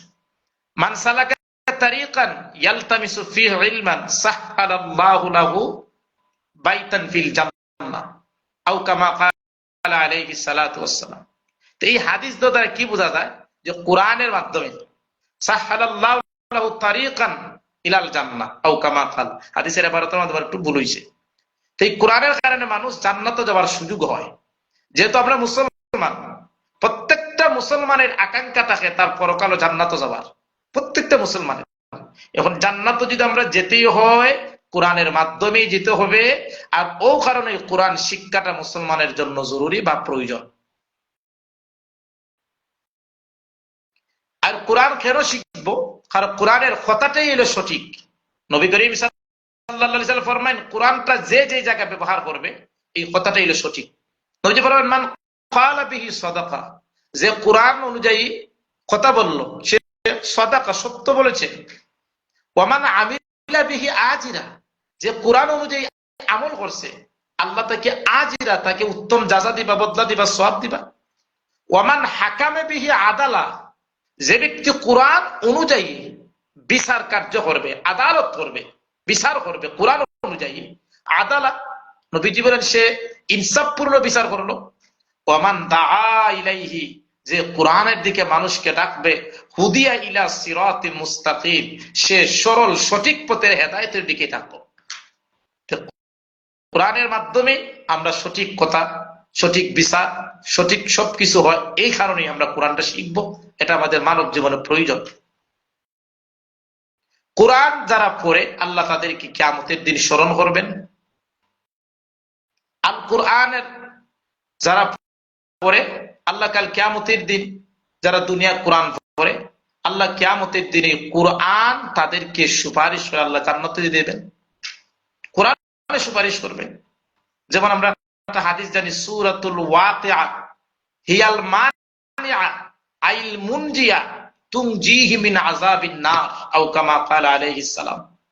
নবীজি ফরমায়েন সূরাতুল ওয়াকিআ হিয়াল মানিআ, সূরা ওয়াকিআ হলো বাধা প্রদানকারী। কিসের বাধা প্রদানকারী? আইল মানিআ তুনজিহি মিন আযাবিন নার, সূরা ওয়াকিআ জাহান্নামের আযাব থেকে, কবরের আযাব থেকে বাধা প্রদান করে।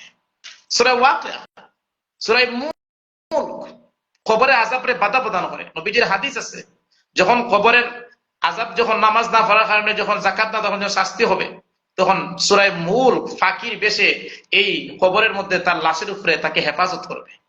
যখন শাস্তি আসবে, এই সূরা মুলক এই ফাকিটা তাকে বাধা দিবে, মানে শাস্তি দেওয়ার জন্য দিবে না এই লাশটাকে। তখন এই ফেরেশতারা আল্লাহর কাছে আবদার করে, আল্লাহ তার শাস্তি পাওয়ার উপযুক্ত, কিন্তু কবরে আমাদের শাস্তি দেওয়ার সুযোগ হচ্ছে না, একটা পাখি আমাদেরকে বাধা দেয়। তো জিজ্ঞাসা করবে, ফাঁকি তুমি খেয়ে, তখন এই ফাঁকি বলবেন আমি পবিত্র কোরআনের সূরাতুল মুলক, এই মৃত ব্যক্তি, খবরের এই ব্যক্তি দুনিয়া থাকতে প্রতিদিন রাত্রিতে আমাকে সূরা মুলক তেলাওয়াত করত, দুনিয়া থাকতে এই ব্যক্তি আমাকে হেফাজত করেছে, সুতরাং আমি ওয়াদা দিলাম জান্নাত না যাওয়ার আগ পর্যন্ত আমি সূরা মুলক ওই ব্যক্তিকে আমি হেফাজত করি। ওই সূরা ওয়াকিয়া আল্লাহর সাথে তর্ক করবে যে আল্লাহ, আমি যদি তোমার কোরআনের একটি সূরা হয়ে থাকি, তোমার কালাম যদি হয়ে থাকি, তাহলে আমার সুপারিশটা ওই বান্দার পক্ষে কবুল করে আমার ওই বান্দা, আপনার ওই বান্দাটাকে জান্নাত দিয়ে দেন। আল্লাহ সূরাতুল মুলকের কথা সুপারিশ কবুল করে কোরআন তেলাওয়াতের কারণে আল্লাহ ওই নাফরমান ব্যক্তিকেও আল্লাহ জান্নাত দিয়ে দেবে। তাহলে কোরআন কেন পড়বো, কেন প্রয়োজন? কারণ কোরআন তেলাওয়াত করলে তেলাওয়াতে কাল কিয়ামতের দিন কবর ও হাসরে মিজানে আমাদের জন্য সুপারিশ করে জান্নাতে নিয়ে যাবে এই কোরআন। ওখানে কোরআনের আমাদের জন্য এই প্রয়োজনীয়তা। ওখানে সম্মানিত বিওয়াস, কোরআন আমরা কেন পড়বো, এর প্রয়োজনীয়তা আর একটা প্রয়োজন হইল, আমরা মুসলমান 5 ওয়াক্ত নামাজ আমরা পড়া লাগে। 5 ওয়াক্ত নামাজের মধ্যে আল্লাহ বলছেন ফাকরাউ মা তায়াসসারা মিনাল কুরআন, নামাজের মধ্যে তোমাদের কোরআন থেকে যে জায়গা থেকে সহজ ও সেই জায়গা থেকে তোমরা কোরআন তেলাওয়াত করো, এটা ফরজ। মুতলাকান নামাজের মধ্যে তেলাওয়াত করা ফরজ। এখন আমি মুসলমান হিসেবে দৈনিক 5 ওয়াক্ত নামাজ আমার জন্য ফরজ। এখন আমি যদি কোরআন তেলাওয়াত পারি না, বিশুদ্ধ কোরআন তেলাওয়াত পড়তে পারি না, তাহলে আমার ফরজ যে 5 ওয়াক্ত নামাজ আমার হবে না। আর নামাজ যদি না হয় তাহলে মুসলমান হইয়া না হওয়ার সমান। তাহলে কোরআন কেন পড়বো, কেন প্রয়োজন? কারণ দৈনিক 5 ওয়াক্ত নামাজ পড়তে গেলে আমার কোরআন তেলাওয়াত শুদ্ধ দরকার, আমার নামাজের মধ্যে কোরআন তেলাওয়াত প্রয়োজন। এই হিসাবে কোরআন আমার জন্য শিক্ষা করা প্রয়োজন। আর একটা বিষয় হইল দিন প্রচারের জন্য কোরআন তেলাওয়াত করা ফরজ।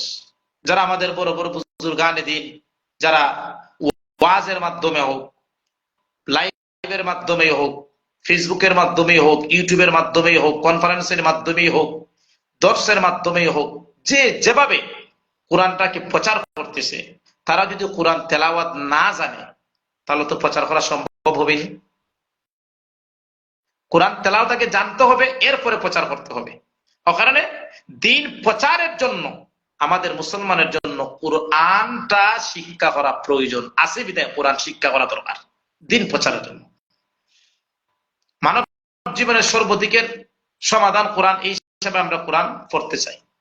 ও কারণে সফল একজন ব্যক্তিত্ব হতে গেলে অবশ্যই কোরআন শিক্ষায় শিক্ষিত হতেই হবে। আমি এতক্ষণ মধ্যে যা বলছি এটা হলো কোরআনের প্রয়োজন সম্পর্কে বলছি। তো এতক্ষণ মধ্যে যা বললাম এই সমস্ত কারণে কোরআন শিক্ষাটা করা আমার আপনার সবার জন্য প্রয়োজন এবং ফরজ। এত ওই অতটুকু কারণে যা যা বললাম এই সমস্ত কারণে ফরজ। এখন হইল কোরআন যারা পড়ে না, যারা অমান্য করে, তাদের পরিণতি কি?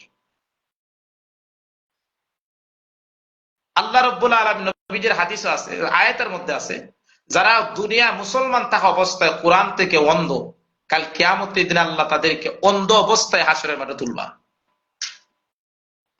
তখন ওই ব্যক্তি জিজ্ঞাসা করল, আল্লাহ আমি তো দুনিয়া দৃষ্টি শক্তি ছিল, কিন্তু হাসরের মাঠে তো আমি অন্ধ, কারণ কি? তখন আল্লাহ বললেন, আমি আল্লাহ তোমাকে চোখ দিয়েছিলাম দুনিয়া, তুমি মুসলমান ছিলে, কিন্তু আমার কোরআন তোমার এই চোখ দিয়ে দেখে নাই। যেহেতু আমার কোরআন তোমার চোখ দিয়ে দেখো নাই, তুমি ছিলে দুনিয়ায় অন্ধ আমার কোরআন তেলাওয়াতের ক্ষেত্রে হিসাবে। আমার কোরআন দুনিয়া তেলাওয়াত না করার কারণে তুমি দুনিয়ায় ছিলে অন্ধ, এখন আখিরাতেও তুমি অন্ধ হয়ে গিয়ে তোমাকে আমি তুললাম। সম্মানিত ভিউয়ার্স, আমরা কেউ চাই না যে কিয়ামতের দিন আমরা অন্ধ হয়ে হাসরের মাঠে উঠি, আমরা কেউ চাই না। যদি বাস্তবে আমরা চাই না, তাহলে দুনিয়া থাকতে এই চক্ষু দ্বারা তারা পৃথিবী যেভাবে দেখি, এই চক্ষু দ্বারা যেভাবে আমি আমার বিবিকে দেখি, এই চক্ষু দ্বারা যেভাবে দুনিয়ার এই আসমান জমিন সৌন্দর্য মণ্ডিত আমরা দেখি, এই চক্ষু দ্বারা, এই অন্তর দ্বারা কোরআন দেখেন, কোরআন শিখেন, কোরআন পড়েন, অবশ্যই আল্লাহ আপনাকে দুনিয়া ইহকালে পরকালে আল্লাহ আপনাকে ইনশাআল্লাহ আপনাকে আল্লাহ সৌভাগ্যমণ্ডিত করবেন। সম্মানিত ভিউয়ার্স, আমার শেষ মেসেজটা যেটা, আমার ভাই সঞ্চালক ভাই খুব গুরুত্বপূর্ণ একটা বিষয় উপস্থাপন করেছে সময়ের সাথে মানে মিলিয়ে। বর্তমান যারা কোরআনকে অবমাননা করে বিভিন্ন দেশের নাস্তিক মুরতাদরা, কোরআনের মুক্ত ব্রগান নামে যারা কোরআনের বিরুদ্ধে হাত তুলে, আমাদের আমাদের মুসলমান হিসাবে যতটুকু করা মুখের মাধ্যমে হোক তার প্রতিবাদ করতাম, কিন্তু আফসোসের বিষয় না, বা এটার খারাপের কোনো আফসোসের বিষয় করা দরকার নাই, কারণ কোরআনের হেফাজতের দায়িত্ব কে নিছেন? আল্লাহ নিছেন। 2 নম্বরে আমরা মুসলমান দেখেন অত্যন্ত পরিতাপের বিষয় হইল, আমরা যখন আমার ছেলে মেয়েকে যখন ইংরেজি পড়াই, স্কুলে পড়ে, তখন ছেলে মেয়েকে ইংরেজি সঠিকভাবে ব্যাকরণ শিক্ষার জন্য 5,000 টাকা দিয়ে সার রাখি। ম্যাথ, গণিত, বীজগণিত, square plus B square plus whole square, পাটিগণিত, কস্তিতা বাই শান্তিতা, শান্তিতা বাই কস্তিতা, এই সমস্ত যেগুলা মানে বাস্তবিক পক্ষে বীজগণিত এবং এই যে কস্তিতা বাই শান্তিতার সূত্র বাস্তবিক ভাবে কোনো প্রয়োজন হয় না আমাদের দেশে অর্থনৈতিক ক্ষেত্রে, কিন্তু এই যেটা প্রয়োজন হয় না দুনিয়ার ক্ষেত্রে, এই বীজগণিত, এই সূত্রের অঙ্ক পড়ানোর জন্য আমি মাস কি মাস 2 বছর 3 বছর 6 থেকে নিয়ে 10 পর্যন্ত 5,000 টাকা দিয়ে মাসিক আমরা সার রাখি, এবং সারা মাস না 15 দিনে মাস। আজ পর্যন্ত কোনো মুসলমান কোন অভিভাবক এই কথা হলফ করে বলতে পারবেন নি যে কোরআন শিক্ষা দেওয়ার জন্য আমি 3 বছর 4 বছর 5 বছর একজন দক্ষ একজন হুজুর ইমাম সাহেব মসজিদ সাহেব রেখেছি, আর প্রতি মাসে ইমাম সাহেবের হাসে 5,000 টাকা হাদিয়া দিয়েছি, আজ পর্যন্ত কোন মুসলমান দেখাইতে পারবে না। স্কুলের ক্ষেত্রে ইংলিশ অঙ্কের ক্ষেত্রে ঠিকই 5,000 টাকা মাসও দেন, কিন্তু কোরআনের ক্ষেত্রে ইমাম সাহেব মক্তবের হুজুরকে আপনি মাত্র 500 টাকা দেন মাসে, তাই আপনার সন্তান 200 টাকা দেন, আমার ভাই বলছে 200 টাকা দেন, নাউজুবিল্লাহি মিন যালিক। আপনার মুসলমান কোরআনকে কি মর্যাদা দিলাম, অথচ কোরআনকে ইংরেজি বাংলা সূত্র অঙ্ক বীজগণিতের চেয়ে অত নগণ্য হয়ে গেল কোরআন।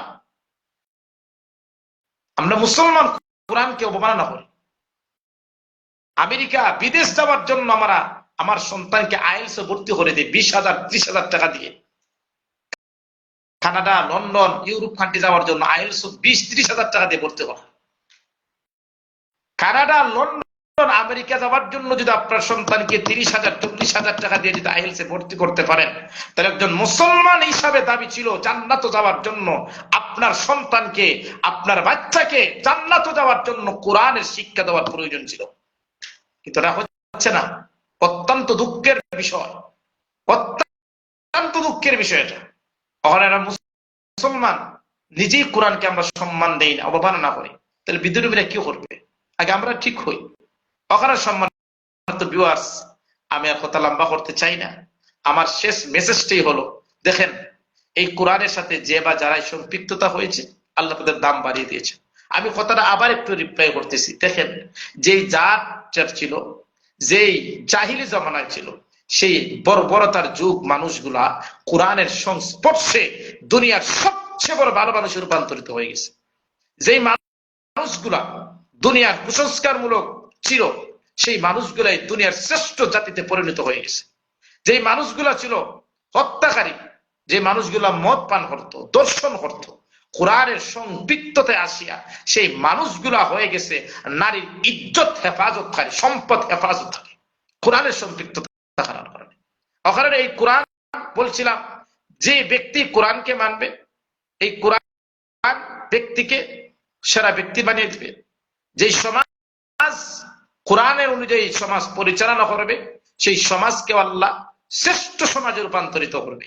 যেই দেশ কোরআনের অনুযায়ী দেশ পরিচালনা করবে, মদিনার সনদ অনুযায়ী দেশ পরিচালনা করবে, আল্লাহ সেই দেশকে শ্রেষ্ঠ দেশ হিসাবে আল্লাহ রূপান্তরিত করে দিবেন। সর্বশেষ মেসেজ যেটা আমি আপনাদের কাছে বলতে চাই, কোরআন দিয়ে যদি মানুষ গড়ি, কোরআন দিয়ে যদি সমাজ গড়ি, কোরআন দিয়ে যদি রাষ্ট্র গড়ি, তবেই কাঙ্ক্ষিত শান্তি আসবে। দেশে হোক, সমাজে হোক, রাষ্ট্রে হোক, ব্যক্তিগত হোক, সব ক্ষেত্রে যদি আমরা কোরআন দিয়ে যদি মানুষ গড়ি, কোরআন দিয়ে যদি সমাজ গড়ি, কোরআন দিয়ে যদি রাষ্ট্র গড়ি, তবেই আমাদের সর্বক্ষেত্রে আমাদের শান্তি অবশ্যই ইনশাআল্লাহ অবশ্যই আসবে। সম্মানিত ভিউয়ার্স, এই কথা, এই আহ্বানটাই দেখেই আজকে আমি বলতে চাই, আমরা গর্ব, কোরআন দিয়ে সমাজ গড়ব, কোরআন দিয়ে রাষ্ট্র গড়ব, কোরআন দিয়ে দেশ পরিচালনা করব, কোরআন দিয়ে ব্যবসা করব, কোরআন দিয়ে সবকিছু করব, তাহলে আমার ব্যক্তিগত, আমার পারিবারিক, আমার রাষ্ট্রীয়, আমার সামাজিক সর্বক্ষেত্রে আমরা সাফল্য মণ্ডিত হতে পারব।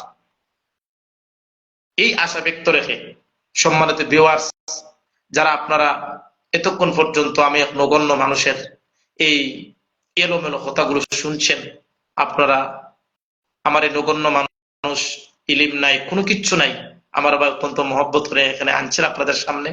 যা কথা বললাম, এই অসংখ্য কিছু কথার মধ্যে, অনেক কথার মধ্যে ভুল ভ্রান্তি হওয়াটা স্বাভাবিক। যদি ভুল ভ্রান্তি হয় আপনারা আমার দৃষ্টিতে দেখবেন। কথার মধ্যে যদি কোনো বড় ধরনের ভুল হয় আমাকে জানাইবেন যে হুজুর আপনার এটা ভুল হয়েছে, বা আমার সঞ্চালক ভাইকেও জানাইবেন। ভুল হতেই পারে, ওখানে আমার এই ভুলগুলো আপনারা সঠিক দেখবেন বা ভুলগুলো শুধরে দেওয়ার চেষ্টা করবেন। আর যা আলোচনা হয়েছে আল্লাহ আমাকেও আগে আমল করার তৌফিক দেন, আমাদের সবাইকে, আমাদের এই দেশ, আমাদের এই সমাজ, আমাদের এই ব্যক্তি, আমাদের মুসলমান সবাইকে কোরআনের মতো আমাদের এই জীবনটাকে পরিচালনা হওয়ার তৌফিক দেন, সেই আশা ব্যক্ত করে আমি আমার আজকের বক্তব্য কোরআনের গুরুত্ব এবং কোরআনের প্রয়োজনীয়তা এই বিষয়ের উপর এখানে শেষ করলাম। পরিশেষে আপনাদের কাছে আমার অনুরোধ থাকবে, দরদি ভাই স্যার পেজটা সবাই ফলো করবেন, সবাই লাইক দিবেন। আর সঞ্চালক হুসাইন আহমদ জুবাইর ভাইকে আমি আমার অন্তরের গহীন থেকে মুবারকবাদ জানাই। আজকে তো বড় একটা বালা বা একটা প্ল্যাটফর্মে আমাকে এনেছেন, আপনাকে অসংখ্য শুকরিয়া, জাযাকাল্লাহ। এই বলে আমার বক্তব্য এখানে শেষ করলাম। আমিন ওয়া আখিরি দাওয়ানা আনিল হামদুলিল্লাহি রাব্বিল আলামিন। আসসালামু আলাইকুম ওয়া রাহমাতুল্লাহি ওয়া বারাকাতুহু। ওয়া আলাইকুম আসসালাম ওয়া রাহমাতুল্লাহি ওয়া বারাকাতুহু। আলহামদুলিল্লাহ।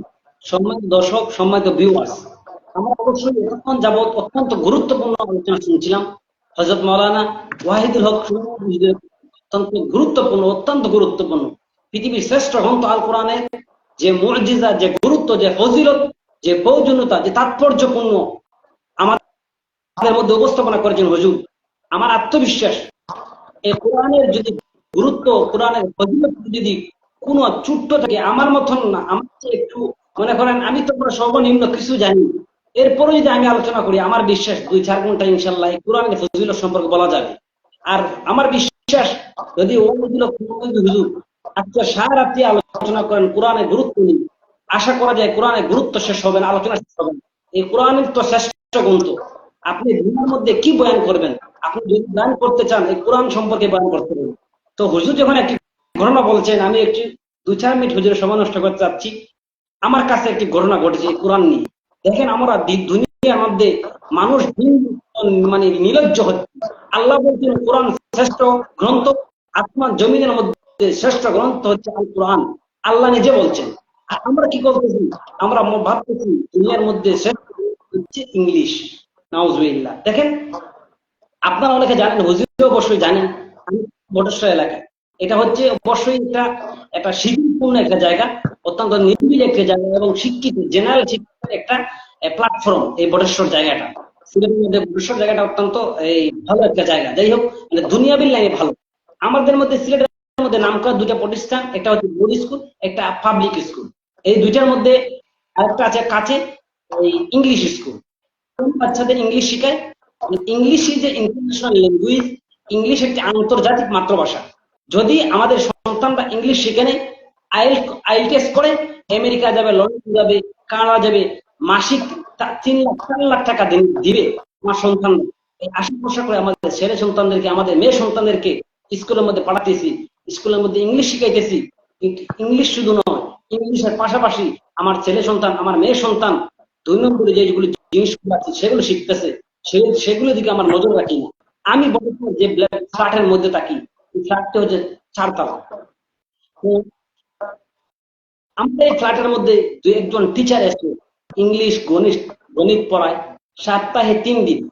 মাসে আমি যোগ করে দেখেছি সর্বোচ্চ 12 থেকে 13 দিন ক্লাস করায়, সর্বোচ্চ 1 ঘন্টা। সপ্তাহে 3 দিন, সপ্তাহে 3 ঘন্টা, মাসে পড়ে সর্বোচ্চ 13 ঘন্টা মাসে। এরপরে ওর বেতন হচ্ছে 7 থেকে 8 হাজার টাকা। আমার এক ক্ষুদ্র নাদানকে আমাদের বিল্ডিং এর, আমাদের এই ফ্ল্যাটের মধ্যে মহিলা এসে বলছেন তার ছেলে মেয়েদের, তার 2টা মেয়ে আছে, ওরা ইংলিশ শিখে, ওরা ইন্টার মনে হয় ফাইনাল পরীক্ষা দিচ্ছে। হ্যাঁ, এই বছর এসএসসি পরীক্ষা দিচ্ছে ওরা, পাশাপাশি ওরা আইএলটিএস করতেছে।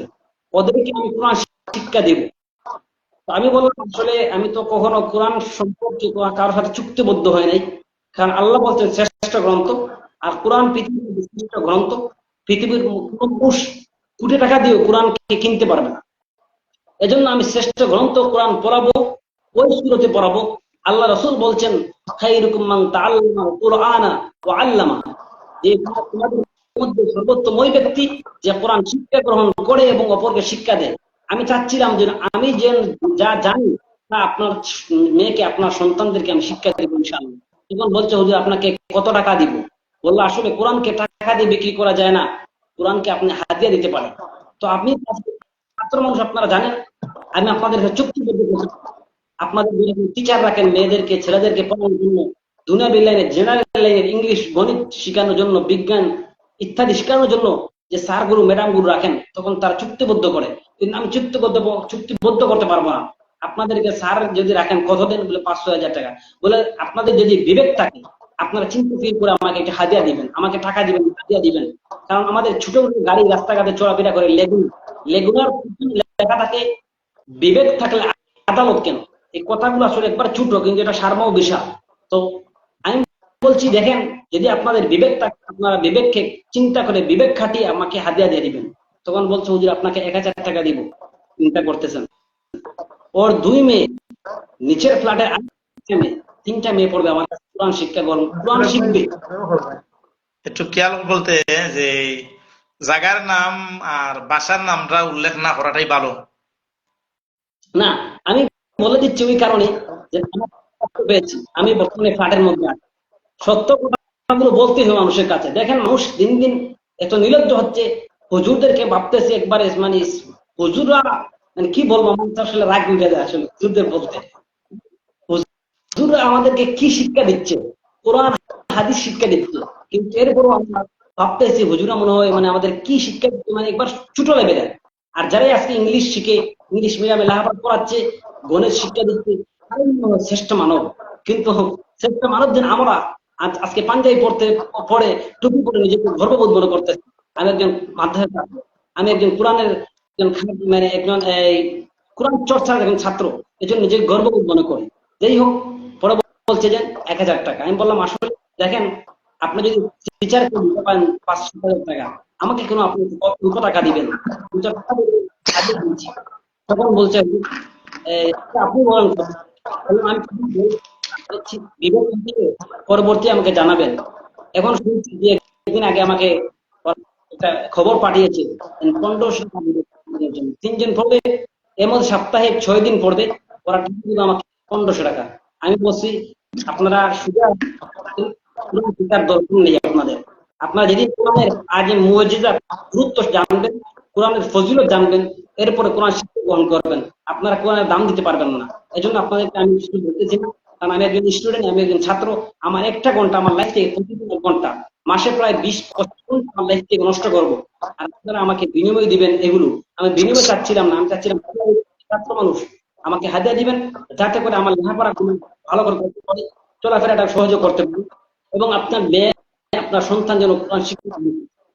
যাই হোক, এই দেখেন মানে দিন দিন মানুষ নিরজ্জ হচ্ছে। ঘটনাটি আসলে আপনার সামনে উপস্থাপনা মানে বলাটা আমার জন্য যৌক্তিক হয়নি, এরপরে বলো যে শুধু দুঃখের কারণে।